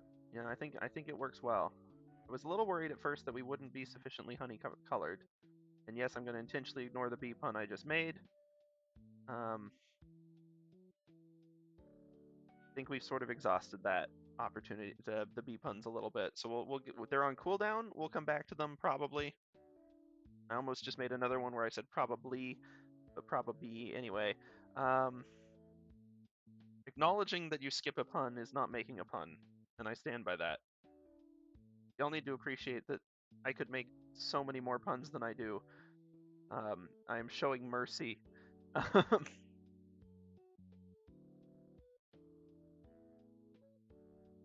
we'll keep going with this. Time-wise, I'm getting a wee bit worried, but that's okay.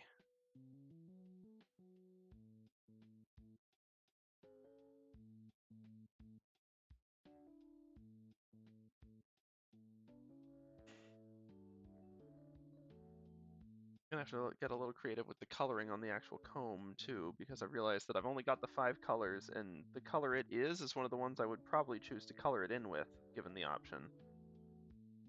So I'll have to think about how we want to approach that. I think there's ways to do it. Background's going to be one of the 2 really dark tones, methinks, or at least the shady sections are.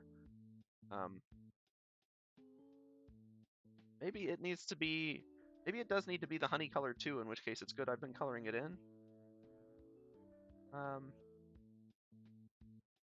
Like that's okay. It's still clearly defined, and we'll add shadows and stuff to really help it pop. That's actually going to be okay. Okay. But yeah, so I think we've made the right call coloring all of these in anyway. Then I did do that with this one too, right? Yep. Yep. Just like me to be thorough on something completely pointless, and then have it maybe actually turn out to be useful is always nice.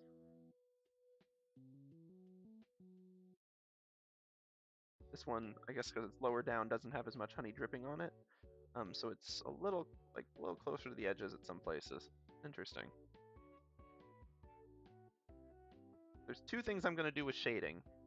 One of those is give the honeycombs their shape and their final coloration, and the other is hopefully add a little bit of depth and volume to these big, like, honey blobs.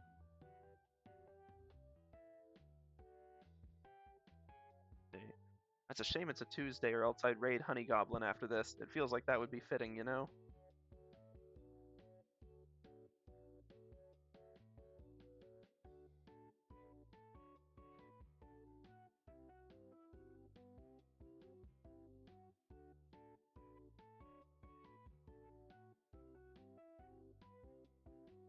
like that's how that would work. Which angle on that one?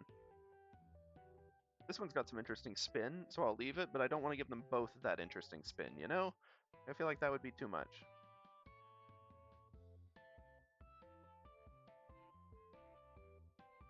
Give it a normal glop. Maybe even just like a big bump. Not glop so much.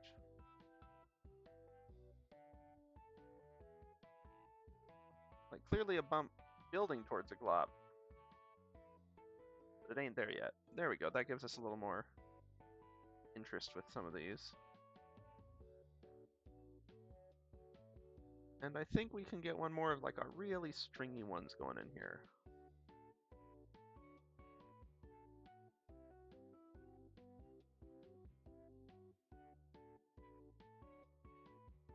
Yeah. Oop, I need to color this one in. How could I forget that?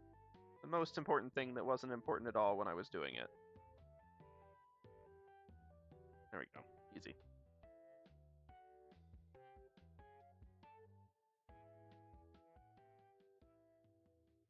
We'll even make this look like a little bit like it's blopping up from that. Even give like another blop above it that's a little smaller.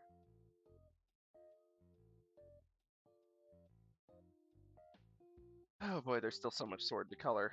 And we've only got 20 minutes, so let's enjoy our big pens while we can use them.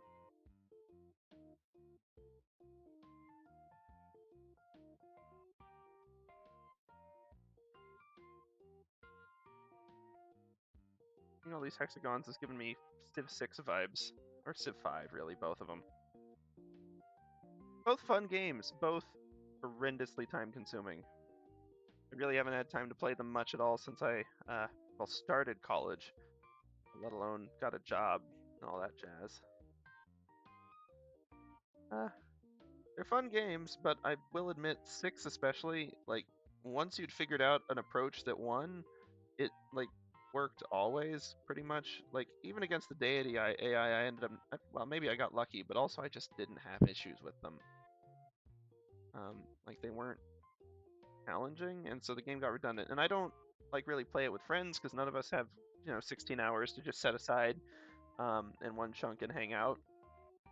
And we never enjoyed, like, picking up a game that we left off previous like session, because like everyone forgets what was happening, especially if you go like a week or a month or whatever between playing, and like everyone's already like by the next day you're like, I kind of want to try a different civ, I've seen some interesting stuff, I want to try a different strat now.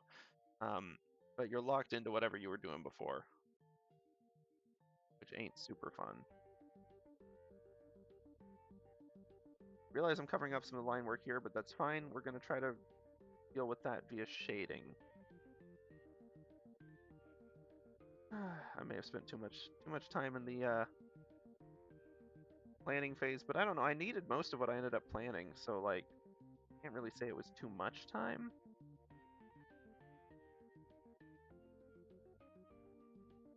Like, I don't know. Maybe this was just an ambitious idea.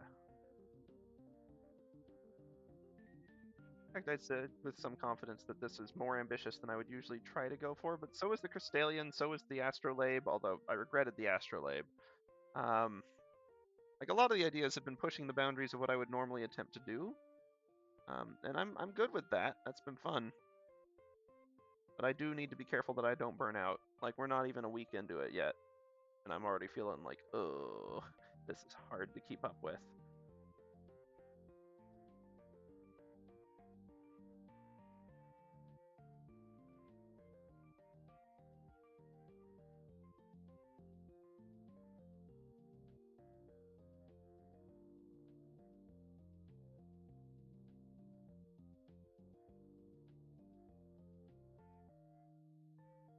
I feel like that one was just like a little too big, really. Wait, no, that was good. This one is too, truth be told.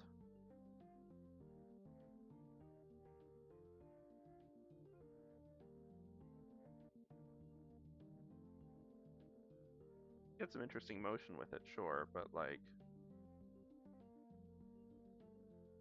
the cost of it not really looking believable, you know? This one's just kind of plain, but we can sort of just tweak it a little bit and make it look plausible enough. Don't need that there. Let's see, we're doing pretty good up until about here. I do need to finish this, and then I think we'll pick up there and sort of continue. But we're doing okay. We're definitely not making good enough time to have this finished in the way I'd like by the end of the night, but I think we're doing okay.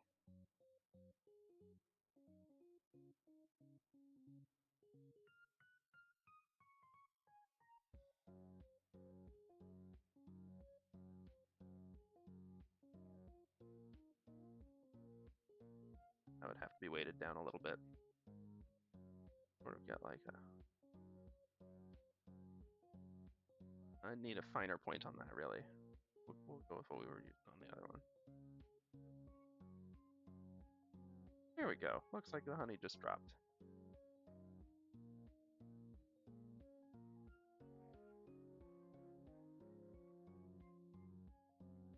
I do want to at least get to the shading, so I want to try to like a little bit on the stream, so I can show what we're gonna do, and then I'll make sure this gets posted to Twitter and all once it's done. Of course. Glad we have Wednesday as a break day. Might give me time to wrap 2 of these up, because I've got two ideas I'm tempted with for Mirror. One of them is like a cute classic sword in the pond. Go back to Arthur, although I won't have a hand and Lady in the Lake giving it to him.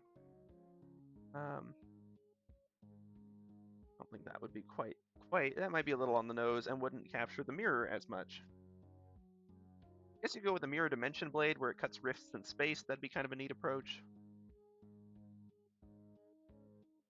Mirror at first sounded like a man, I don't have any ideas for this, but it's actually, I've found, been a very interesting prompt. Gears, I had a ton of ideas and they were all stinking impossible to draw. So Gears has given me so many headaches.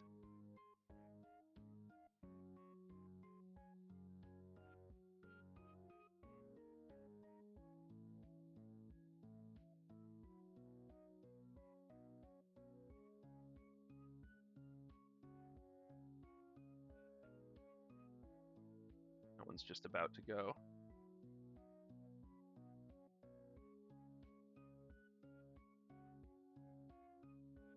We're gonna have some that are just kind of plain globs. That's fine. I know we're getting away from our reference a little bit, but I think we're still in the territory of the plausible. And especially in the territory of how honey has been sort of depicted for a long time. And so people will understand the language of what we're drawing, even if it's like not exactly naturalistic. Symbolic honey.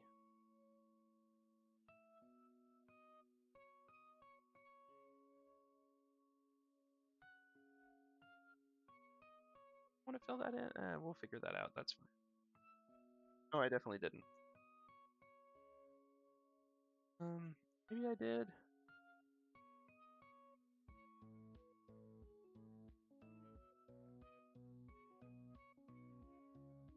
Makes sense that it'd be where it was, but it does sort of have others in here.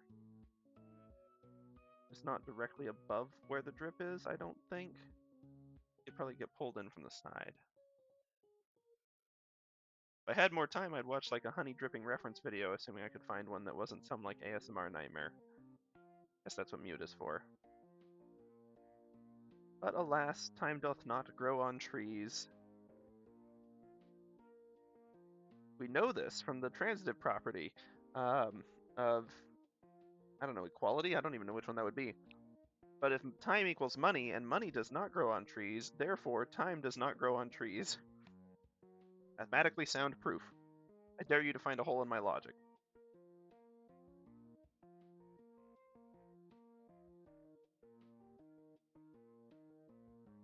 I do enjoy logical proofs for stupid things.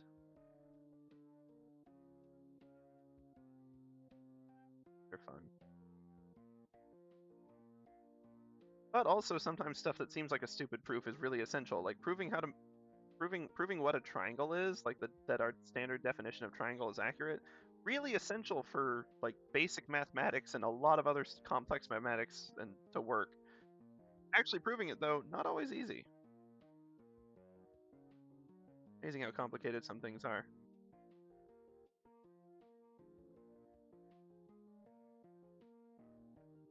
And my room even smells like honey now, and I'm not sure why. I feel like that's a bad sign, actually. Why am I smelling honey right now? It's not like a stroke side effect, like smelling burnt toast. Even drop this to like a finer point, really.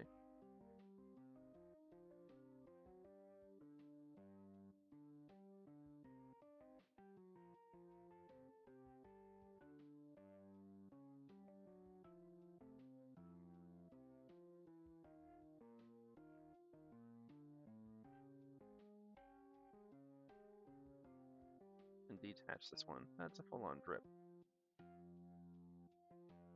Add a little something exciting over that away. How's this stand out just without the sketch? Pretty good so far. Okay, good. We'll get some depth on that honey with shade and highlights. I'll show you what we're doing there, and we'll get same with the combs too, methinks. This might end up getting finished and posted tomorrow, truth be told. In fact, I'd argue that's probably likely. I was trying to do prep because I knew whichever prompt we went with on this one, it was going to end up being like a whole thing. And so I was trying to do prep, but I prepped for the failed Mountain Dew sword prompt instead. So I'm not actually quite as prepped for this as I'd have liked to be, but that's fine.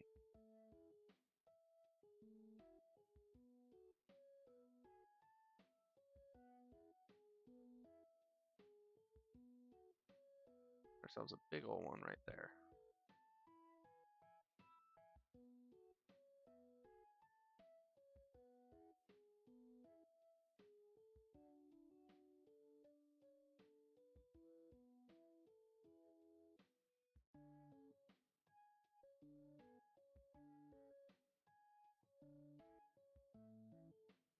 Okay.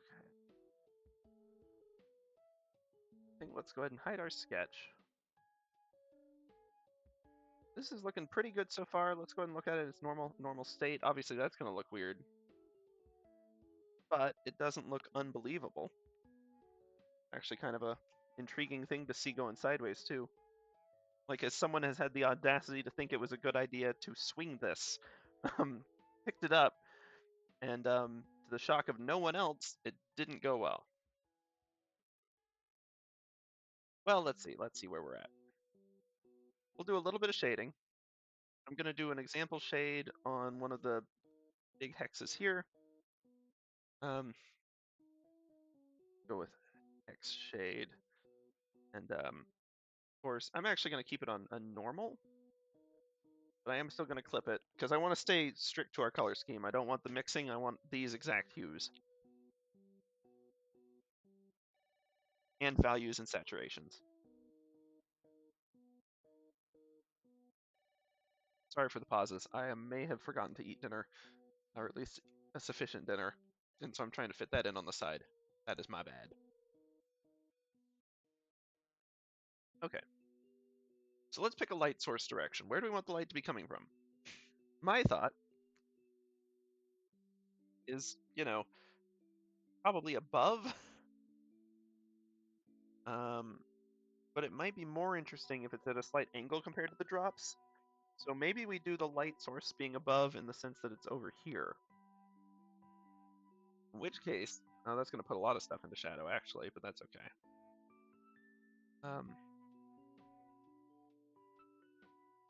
Thinking about that's going to be like that. Or even like, could go all in on the shadows, but I'm kind of inclined to just do soft shadows first. In case these are going to end up looking more like this. Fine.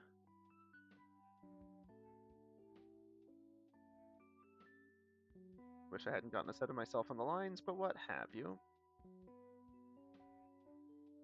Something like that.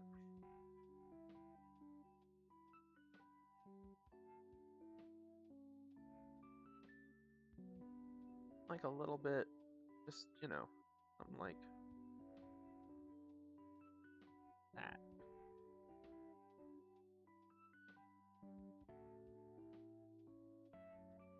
But the reason that I think this will work, and we're not going to just lose our line work entirely,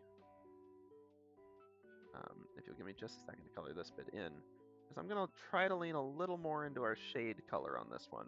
I didn't do it so much on the last ones because I had like more specific things in mind. Oh, and I guess relevant. We're going to have like a little bit of shadow on this end too. It's going to be like floppy shadow. Oops. And maybe we'll do that in the other one. Let's use our counter color more now.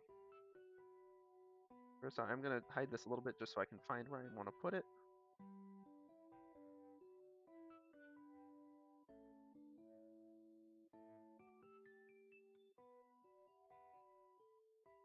Deep in the recesses.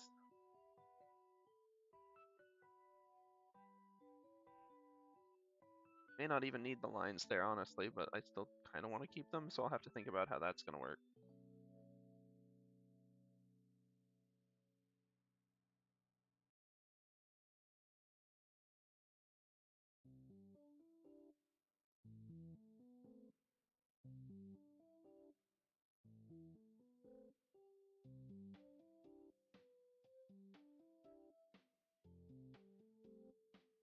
Nope, I just need to use this color on it. And you know what, honestly, maybe this is a place where the straight edge tool is good to use.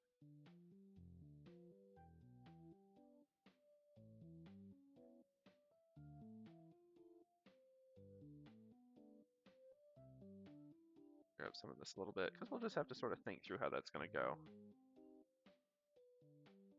Maybe we do just stick with the one color and then having the all right, yeah, let's max it out. Yeah, because having the line work on that's gonna look weird.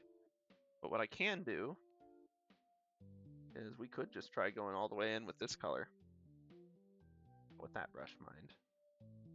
Let's see, does this still convey form or is too much getting lost? I worry too much is getting lost. Maybe if the shadows are less stark, it'll still look reasonable. Like if I were to say the hard eraser and just trim down on these shadows a little bit. This one too. Make it so it's almost following the comb. Let's a little bit so I can see top and bottom and make them level. Oops, that was too far.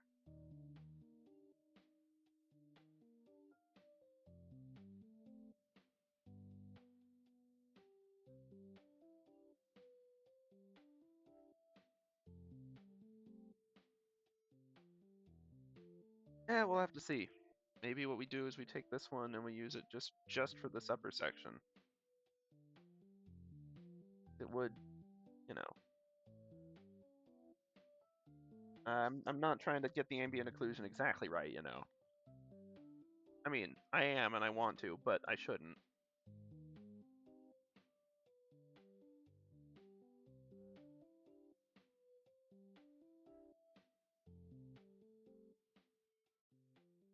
Like that. Okay, no.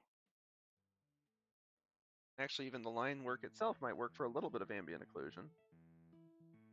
That's a fun term we'll dig into later once I have a better understanding myself, because I don't want to lead people down the wrong path of even knowing what the heck it is. But basically, it has to do with reflected light and how that shows up in shadows.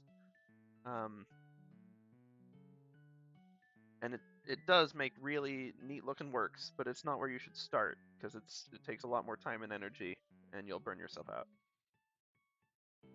Yeah, maybe we start with something like this. Whoops.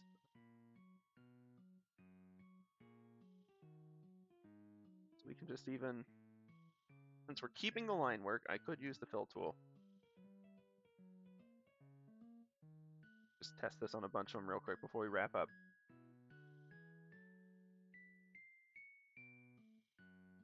Can't use the fill tool for the brown though, because I'm trying to actually do some things with it.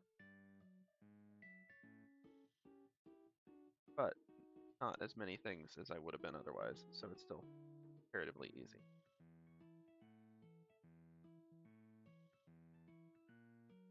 Maybe it's just not plausible that that section would be dark enough and I should really only use it like on on the reverse edge of the hexes, like over here.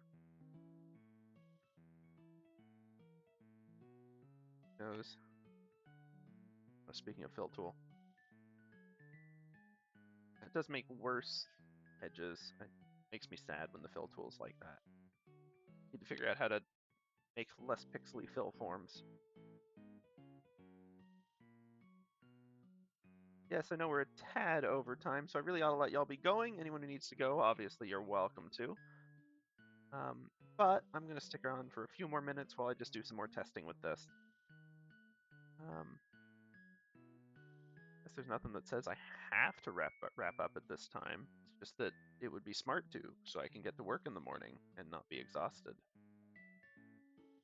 But I can ignore my own wisdom at times, because humans can act against their own self-interest. Yay!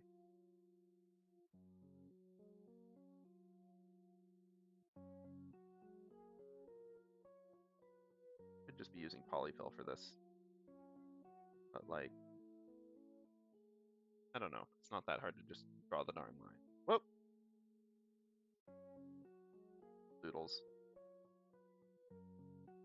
I'm going to use that staggered effect one of these days, and it's going to be on purpose. Where I just draw the layers and then drag them out so you get kind of like an exploded view. That stuff's fun. But don't want to do it by accident in the middle of drawing.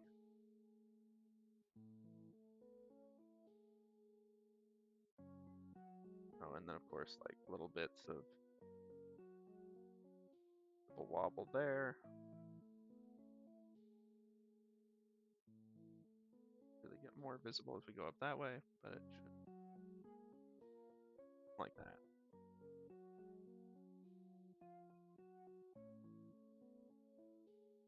Some of these won't have all that much additional visibility at all.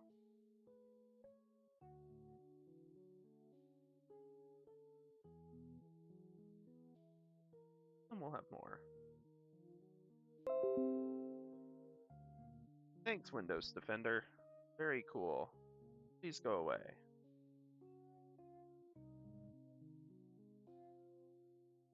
Yeah, something like that. Honey's thinner on this one, so it's going to be fairly visible. Enjoying this song, whatever it happens to be. Good lullaby. Actually, give me a half second. What is this song? Lake Hylia. Oh, cool. I'll be honest, I have no idea which Lake Hylia it is and which Zelda game. Whichever one it is, nice song.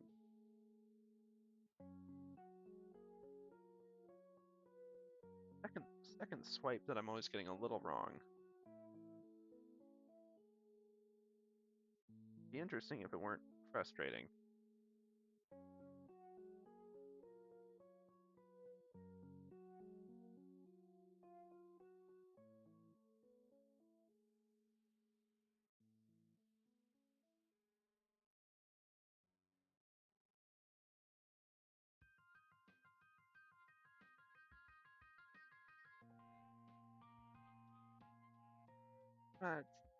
Physicality of it isn't super working for me, so I may have to tweak a little bit. These, the way they're embedded in the honey, is definitely working better.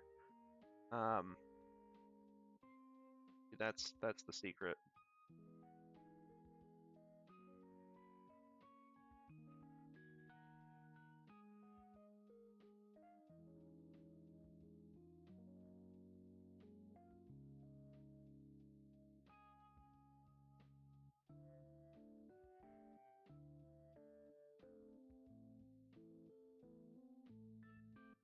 Big ones, like a little more edge variance is needed to keep it interesting, but I do still want to try to match it a little bit to the edge of the honey so that the blobs seem plausible. I think that will be in keeping with the rest of what we've been doing.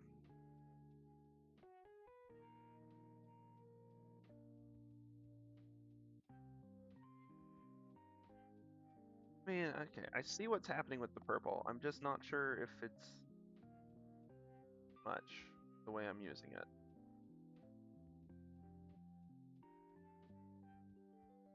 May need a fresh pair of eyes on this.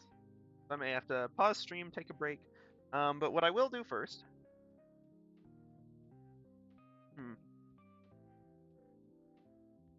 Sorry. Should not have eaten a fry right after saying something so confidently. My mistake. What we will do first, it's a little bit of our honey physics, our honey shading. Let's do another one. Let's clip it. Honey shade. And that's where I want to take. I guess it's the dark would still be this one, which is interesting. I could even go. Maybe this is what the purple's good for our background honey. Use a pretty sizable brush for this one. Yeah. Okay, now we're talking. Get a little depth with our honey. It doesn't have to be all of them, but I ought to have some blobs that are just behind the others.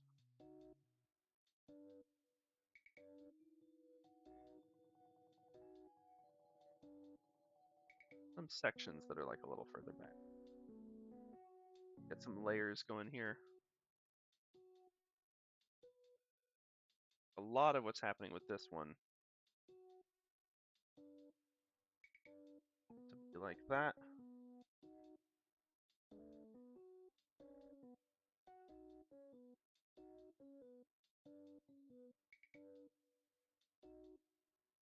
And see, this brings a lot of it to life.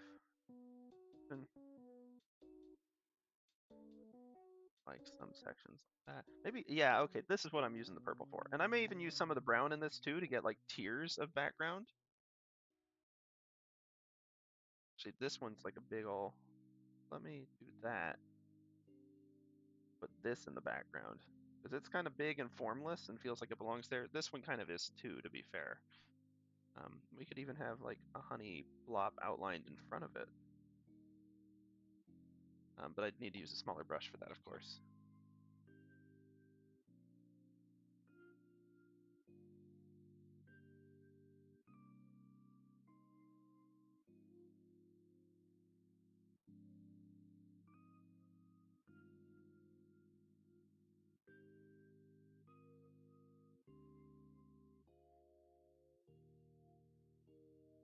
Like that, maybe? And we can go back to our big brush and finish out the bottom of that one. But it's sort of behind.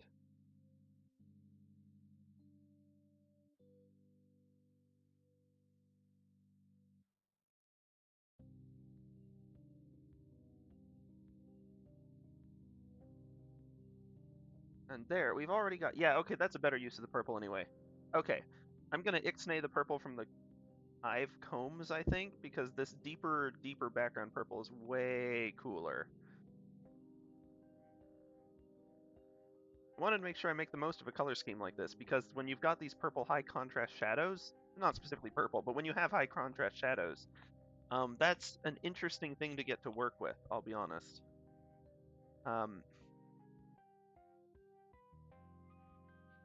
Let's see what happens now if I say,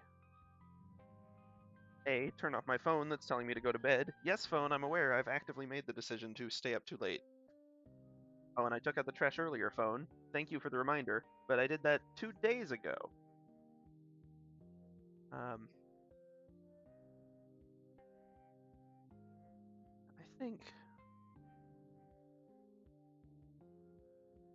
mean, with the purple, it's sort of, well, let's see.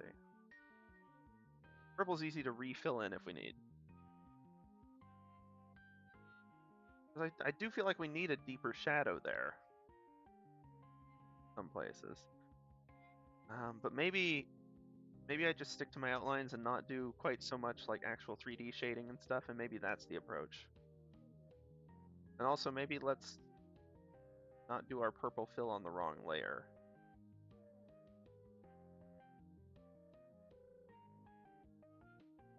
Fine, we'll keep it as 2 alternative options, but right now with the honey, let's keep doing this. And what I can even maybe do, if I'm feeling adventurous, make it so that, like, the column of a honey drop is further back than the rest of it.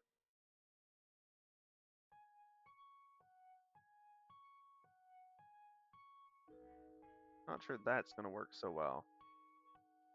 I think I kind of like the, well, it actually kind of does.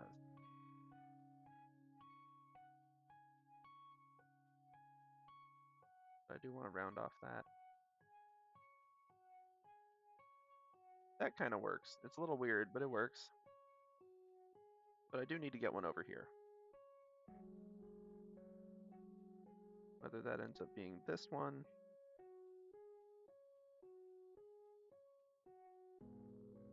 Further haunting the background of this stripe here. Yeah, one more over here too.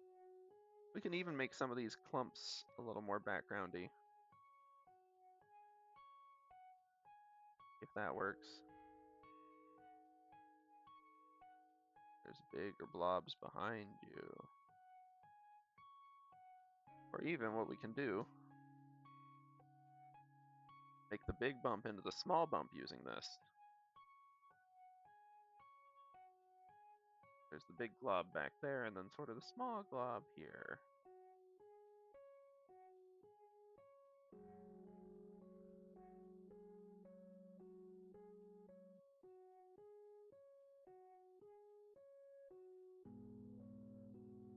Anyway, let's get rid of, and that's probably on the honey level? Yeah, okay. Nope, didn't want to do that.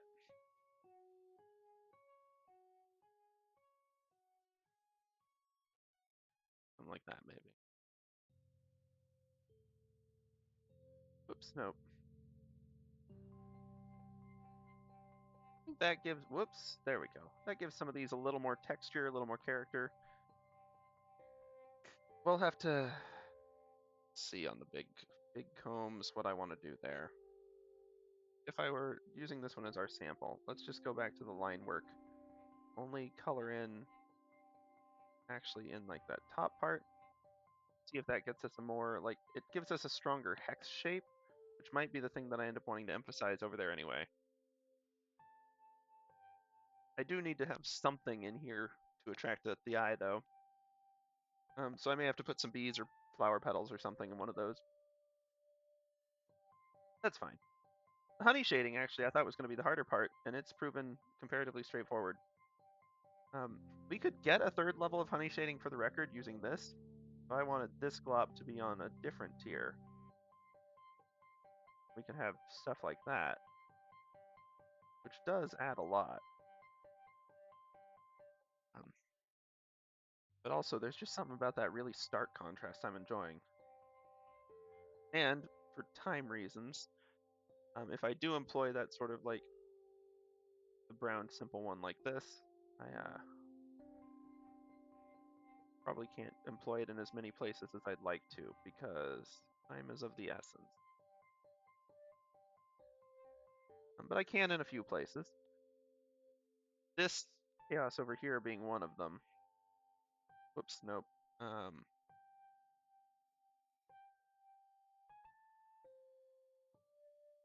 Really, did I not do this one on the sword ink at all?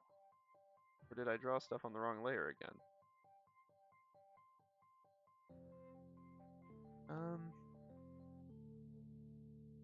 Weird. Oh, right, this is the layer I was looking for. Right, so I was trying to figure out where all the shadows were in this, because I knew there were some that weren't showing up and were causing confusion there. So yeah,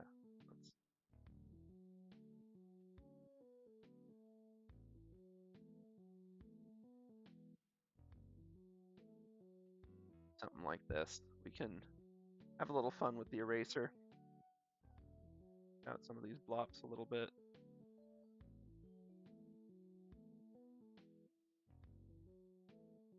That.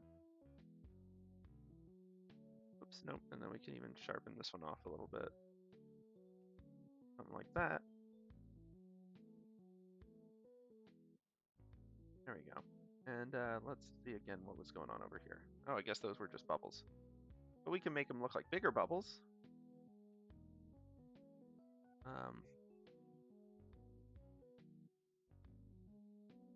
I'm on the eraser. I'm just straight up on the eraser tool. That's the problem.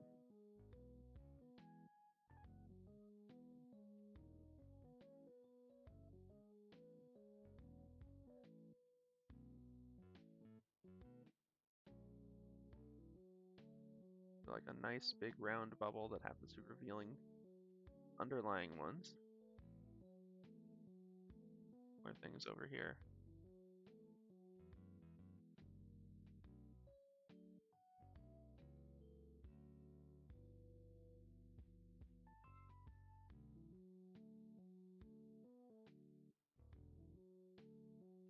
Almost looks a little bit like melting cheese when I do that, but it is a neat effect that really, I'm actually, I'm genuinely quite psyched about how cool this is looking. I'm mostly keeping it to the underside of the blade. Um,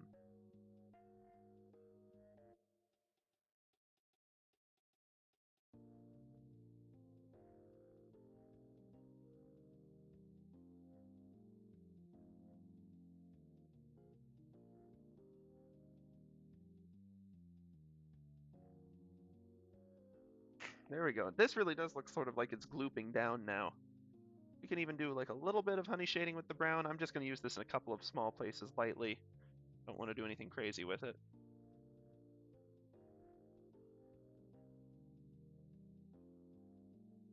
Don't want that to land somewhat.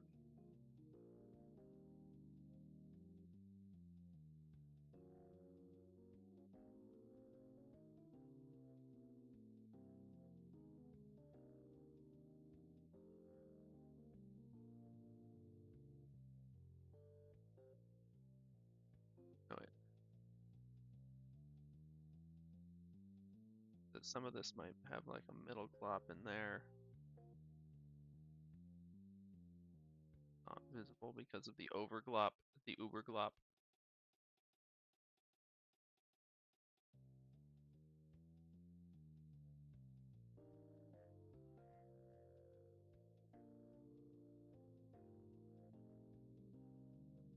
Be like a little bit of that going on in here too.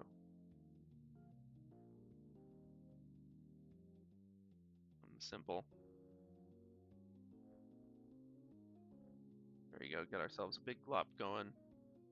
Sure that the outside of the bubble is still covering everything it should. Um, make sure that the inside still makes sense. And color in our block.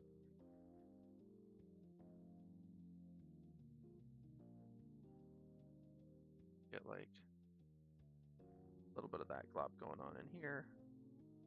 Add another layer to all this.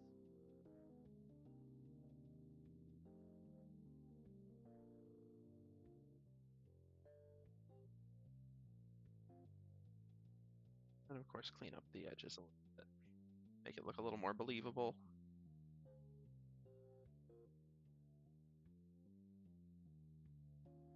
But it does make you think like, oh, there's another layer somewhere in there.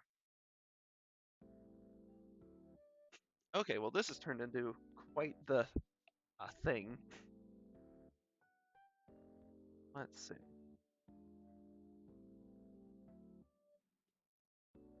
I mean, of course, if I want to draw a little more eye catch to one other interesting oddball, I realize these aren't drawn on the honey layer per se. At least I don't think they are. No.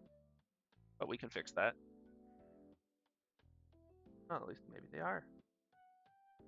Did I do that? Oh, yeah. Okay. So yeah, some of them should be the light color, some should be darker. Gonna get at least one big purple one.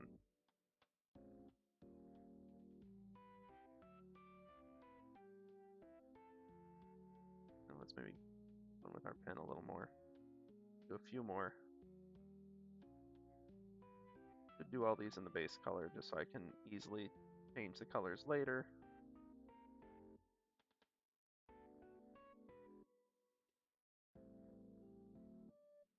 Shades, sort of doing. Rotated, sort of in between the two distances. Anyway, it's not a lot, but it adds a little bit. Keeps things interesting. Okay, in terms of the hexagons, though, take a sip of water. I'm gonna have to hard stop at 10:30, alas.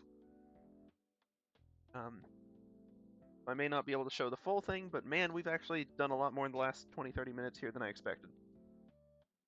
20, well, I guess it's been 40 minutes now, but point is we're getting stuff done that's actually looking decent, and I'm happy about it. While I think I'm going to fill in a little more, because I do really like the sort of external shadow on these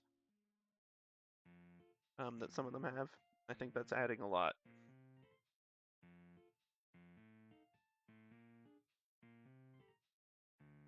Helps soften the hexagon forms a little bit without losing their rigidity that I want. Because I also want them to be soft and approachable and fun. I'm going to tweak these ones. They're too harsh.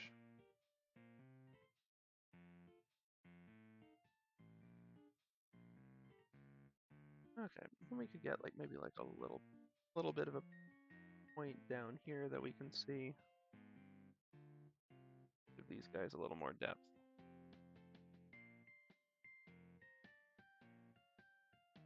This one maybe have like full visibility up until we get here when you've actually got quite a lot.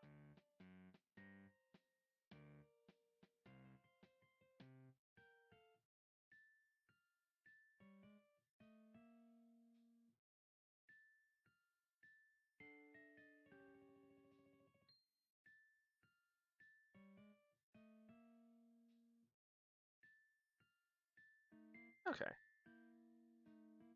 There we go, some interesting honeycombing.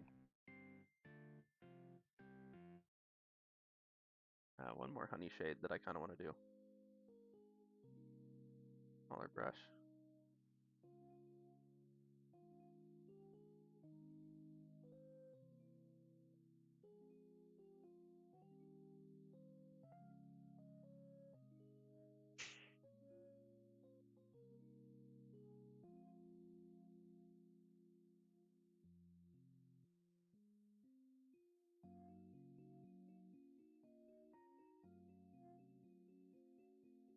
Okay. Accurate to how liquid works? Not at all. But neat. Oh, I gotta add some shadows down to these two real quick too.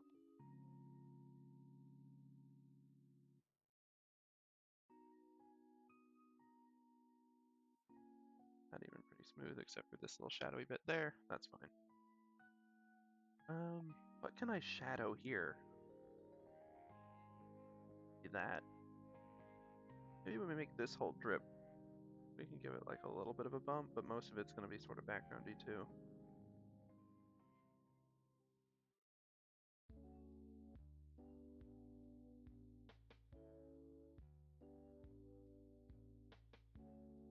Okay.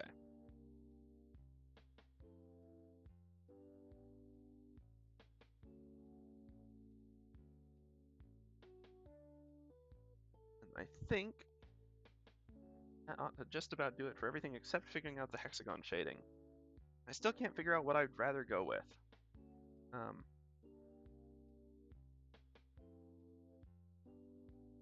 Not that, obviously.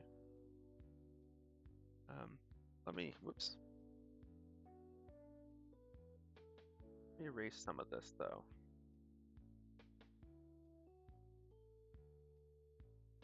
Those three were getting a little silly.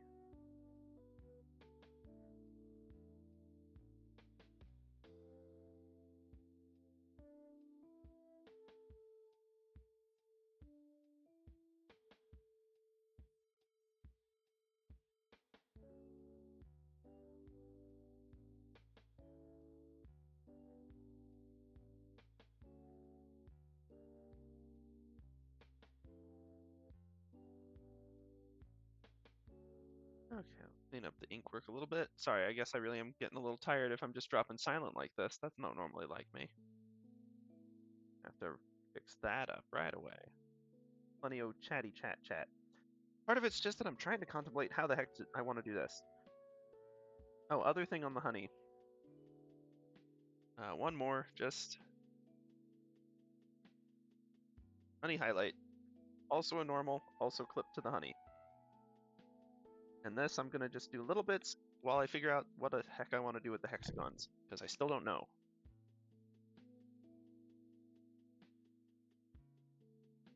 This should be clipped to the honey layer, sorry, yeah. I'm using the eraser. That was the issue. I didn't think that should mess with the clipping. Oh, good, good. I'm glad that I'm not going crazy on that.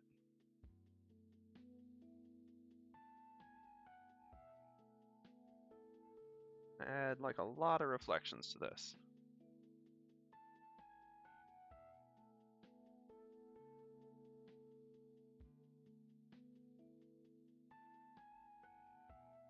And add some that like cut further into it a little to help distinguish different blobs.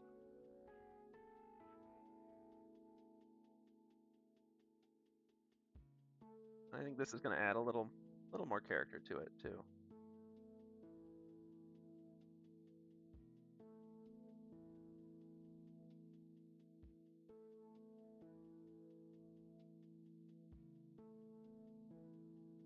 Wouldn't really make sense if that one's in the shadow of the hexes per se.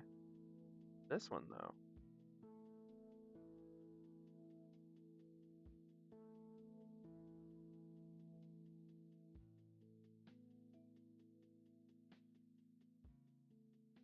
A little too much, just like a hole through it, frankly, that one.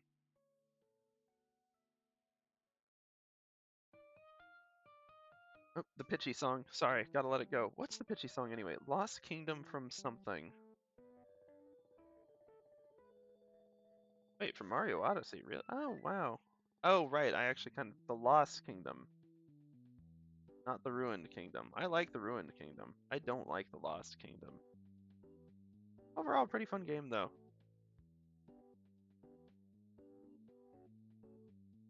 Maybe I need to lighten up on these accents a little bit, but like, I don't know, I kind of like the way they make the honey glisten.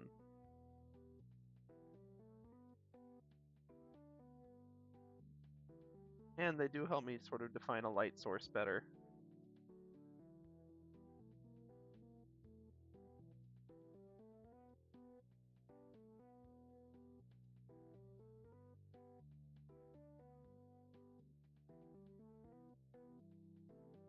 Let's see.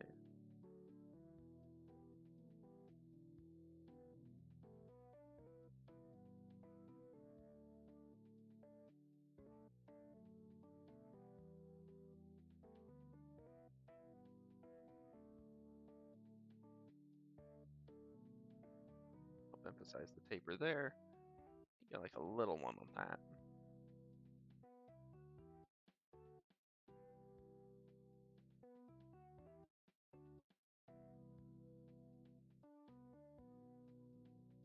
And then only on in rare occasion, I guess maybe if I do the honey highlight back here, maybe I can. Yeah! Oh, that's cool. So the order actually does matter. It's just not in the way I anticipated. We've got a little bit of our highlight on just a few of these.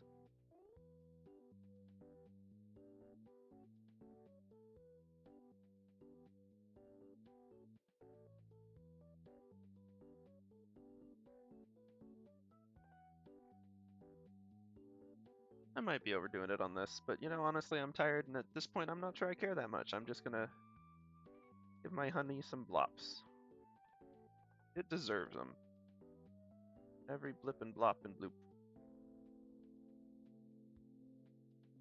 Because it's been very cooperative in terms of shading and stuff today. There's a certain other part of this drawing, namely the hexagons, which I'm glad I used the quick draw tool on, or else I'm sure I'd be even more frustrated with them by now.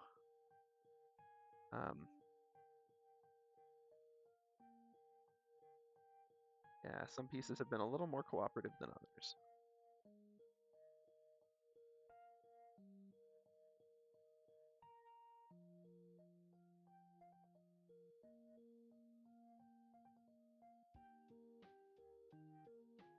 A little more reflection here, a little one there, a bigger one there, that's fine.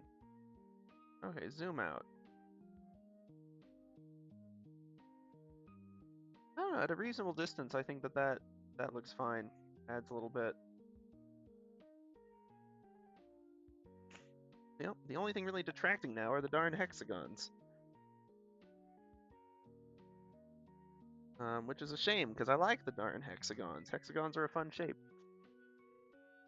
But I don't think I'm going to be able to sort that out tonight. I think let's take a fresh look at them, Probably not on stream, but I'll make sure we get this going tomorrow. We'll get it posted. I'm quite happy with how far we've gotten, though. I will say. Let's return this to the upright position. Seatbelts fastened. Oh, the reflections actually work pretty well when it's vertical. This is a wild weapon.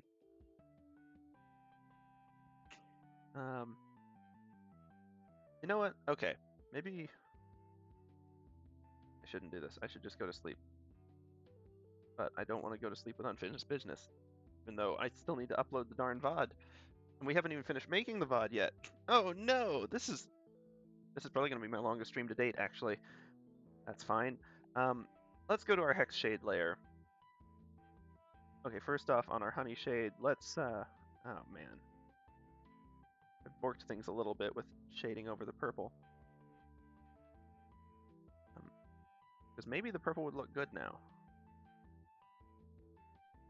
What I'm going to do is I'm going to get an erase. A rough erase of decent but not insane size. Reapply the honey shade. I'm going to try not to lose anything else on the honey shade layer. Just clear up a couple of these. I guess those are on the hex shade. Okay, so that works then. Then yeah, let's just do a little cleanup on these.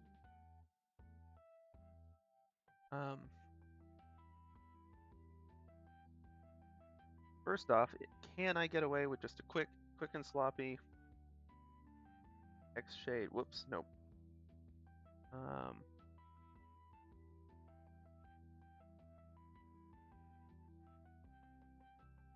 Quick and sloppy on this. And then, like, then I can have my little, like, additional shadows here. Just maybe, like, leave it at that. It's still kind of jarringly empty and jarringly purple. I realize that's not how this brown would work. And I've already seen that just having them full brown doesn't really work either. Just filling that, and then erasing anything beyond like some basics.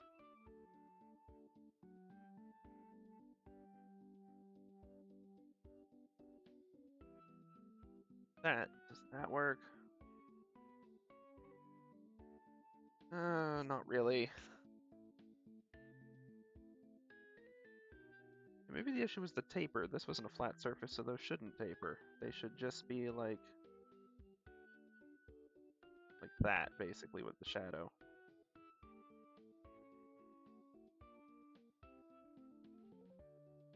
Hey, no. Fine. I'll use the brush to clean up the little edge bits. That's fine. That's fine. That's fine. Well, that looks less bad. And then we could even just have like maybe a little line of this right at the point of most dark.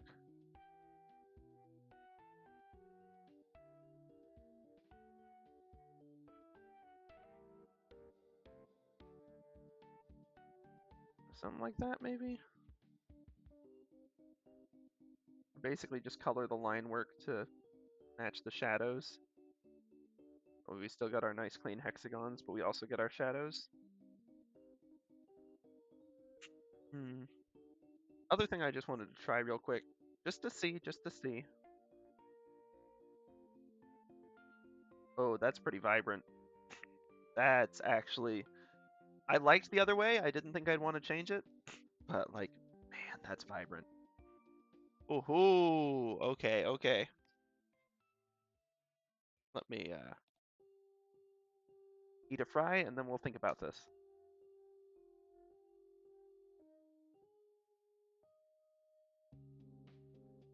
But yeah, let's go to Hex Shade. I'm going to try this again, but I'm going to do it across all of them. Now we've got something consistent, and I'm not... I need to get rid of the weird other fill I did.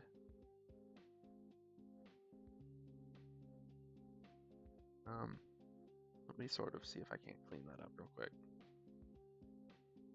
I don't think that look was working. Like, yes, it makes sense for shadows, but something about it is missing. So either I need more detail or less. Or I need to tweak my angles or something. But like something was off about it. So instead of committing to it, this is clearly already a stylized sword. Let's keep it that way.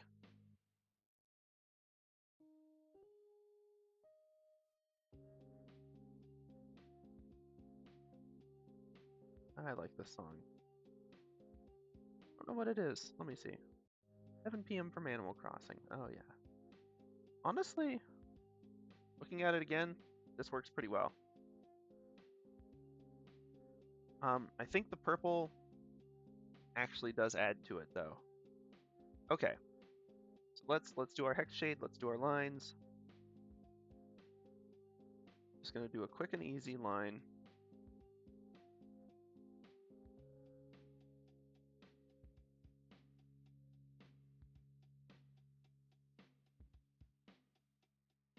Basically along the pen stroke, but not like directly on it.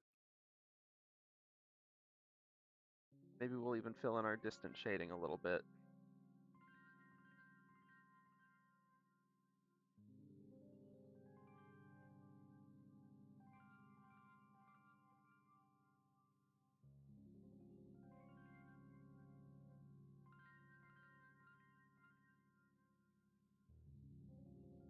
Yeah, this is kind of actually a neat effect. Okay.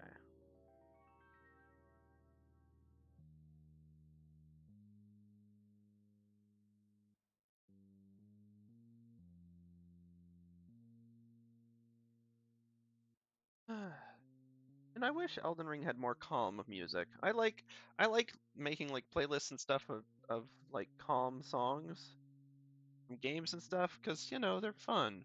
There we go. Makes these pop too more with this background. Um, but like I don't know. I want to enjoy the Elden Ring stuff, but its music is all or nothing. At least a lot of the stuff I found. Does it even really have area music? It usually just lets you have the environmental ambiance for like a lot of it.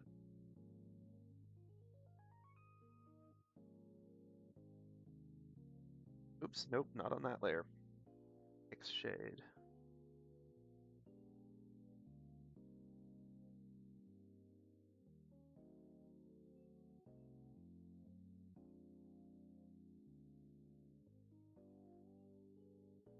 Who'd have thought getting shadows on the simple geometric shape would be the easy, or the hard part, rather. See, even my brain wants to default it to like, oh, obviously that's the easy part. Just a basic six-sided shape. How difficult can it be?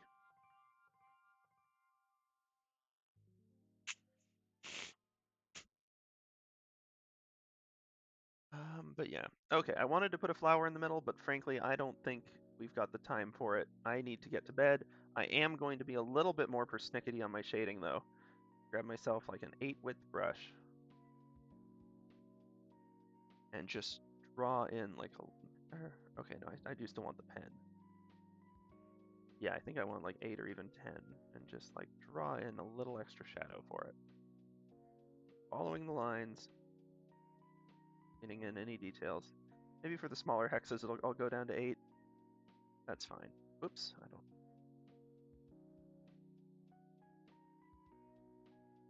This sword feels bigger to navigate. Maybe that's because I've got like detail along the whole length of it.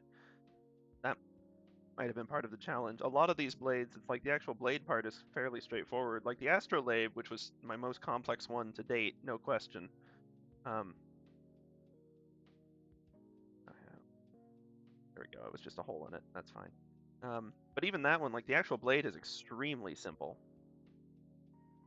Um, comprised of 4 triangles, basically. And if you don't count shading, it's 2 triangles. Well, if you don't count shading, it's a trapezoid and a triangle. I guess it's 2 trapezoids and 2 triangles in the full. You know, the point is, it's a very basic shape. Whereas this, like, I've got insane detail for my work anyway. Like, obviously, there are people who reach 10 times as much detail with, like, just on a consistent basis because they know how to draw it, know what they're doing, and maybe they have brushes ready, maybe they've just got, like, their skill ready. Either way, I don't have either of those things ready. Those hyper detailed drawings always amaze me, where they create like a cozy room that's got like 50,000 houseplants and like 100 different books. And like, oh no, have I been doing this on the honey layer? It doesn't matter. At this point, it doesn't matter. Oh, it might matter. We're about to find out if it matters. I'm gonna have to take the lazy route and just finish this. Apologies to any future me's who are attempting to do weird layer things with it. I have that apology on recording, so hopefully future me will actually find it. And be like, ah, I understand past me. You needed to sleep, but you see, as a message from future me, I need to sleep more. So I'll still be annoyed. I'm a big proponent normally of try to do favors for your future self. Like, because a lot of people I find, not everyone, but a lot of people, it's easier for you to do a favor for someone else than for yourself. Because if you do it for yourself, either it's like, I set this goal, I'm not really that beholden to it, I can change it whenever I want, and so you just do, or at least I do. Or you're like, I care more about the well-being of someone else. Like I've made a promise to like watch over them or take care of them or what have you. Um, and so I'm gonna hold to that. And those are both perfectly respectable. But also there are sometimes things where you need to take care of you, and especially future you, because future you is gonna get stinking annoyed if, say, past you stays up till 3 a.m. playing tic-tac-toe or watching those random videos, or if past you just doesn't put books where they belong, and so like you just leave them on the desk. Like it doesn't have to be a big favor, but just little things that are going to make future you's life a little easier. And I'll admit, future me never writes a thank you note back. I don't get much acknowledgement or gratitude, but occasionally I have a moment where I'm like, thank you, past me. I'm still not going to write a thank you note, but like there's moments where you're just like, that thing was in the place it was supposed to be. That's really nice. Or I did go to sleep on time, which is not something future me has been thanking me for at any point in the past week. But maybe last night, and even then it was pushing it. Okay, so I guess the layer was fine. Good. It's because it's the honey layer, so it's still fine.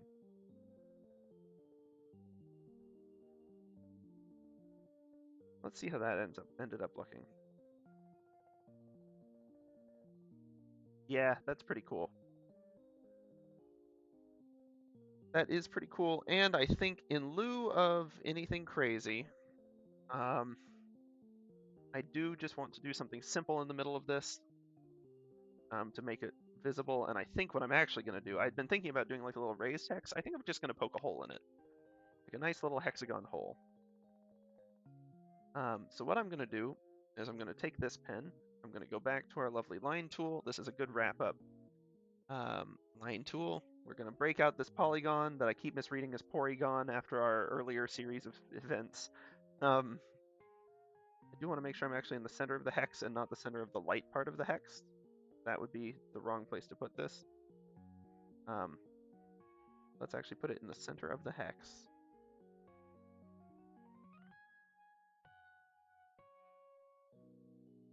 Then rotate it, and then fill it.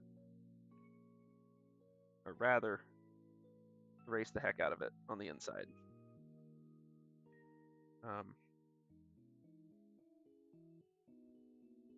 This layer, this is the one that I need to just fill it, please. Thank you. Oh, maybe I do need to line it up. Yeah, if I'm doing this perspective, it should line up with the... Dang it. I psyched myself out. Anyway, honey shade we can do. We do this. Fill. We've got ourselves something that ends up not really looking believable. I think, okay, I keep adding more details to this. I need to just let it finish. Just let it be. But I don't want to ruin it at the last second either, you know? You catch my drift? Honey shade. Let me use the straight line tool, darn it.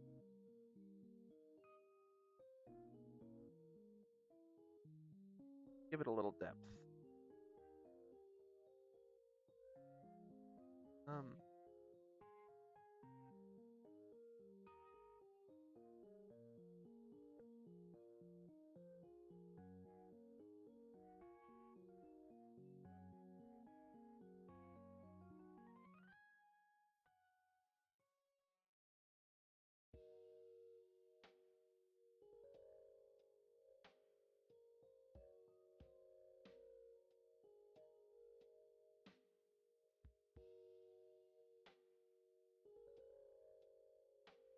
There we go. Now we've got ourselves a nice little hole poked in the back of it. I think it adds, I don't know, something. Maybe we just add some ooze in the middle of that one. Because having the hole poked in the back doesn't really make sense. But then I'd have to add ooze to all of them, and I super don't have the time or energy for that. So instead of this, here's what I'm going to do. New plan. Going back to the hex tool. Somewhere between the two, really. Maybe a smaller limit. 4 is fine. Here, maybe.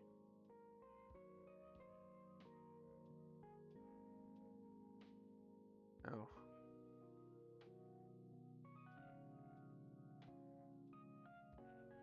And then basically just use the line tool. Give it a little depth. None of these ever look like they're in the right place. Fine, I'm just going to add some globs in it.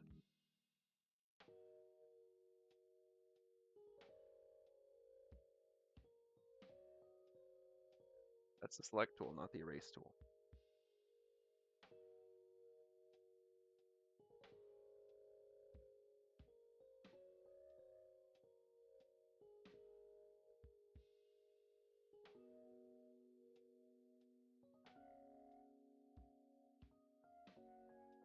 Don't like where that's going either.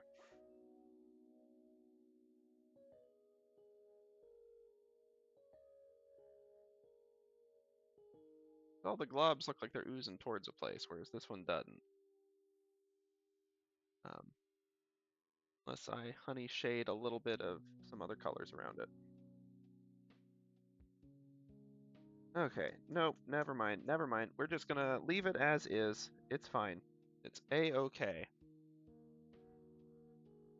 In fact, it's pretty cool. So yep, that's where we're gonna wrap it. I am gonna head to sleep. Holy cow, it's almost 11 already. I need to be in bed in like 11 minutes. Cool. Well, then we will, let's see, we'll wrap up. I don't think we're gonna do a raid tonight. We'll raid someone sometime though, don't worry. I'm gonna try to do more of that because we've met some cool people. And so with that, I will see y'all next time. It's been a blast. Take care of yourselves.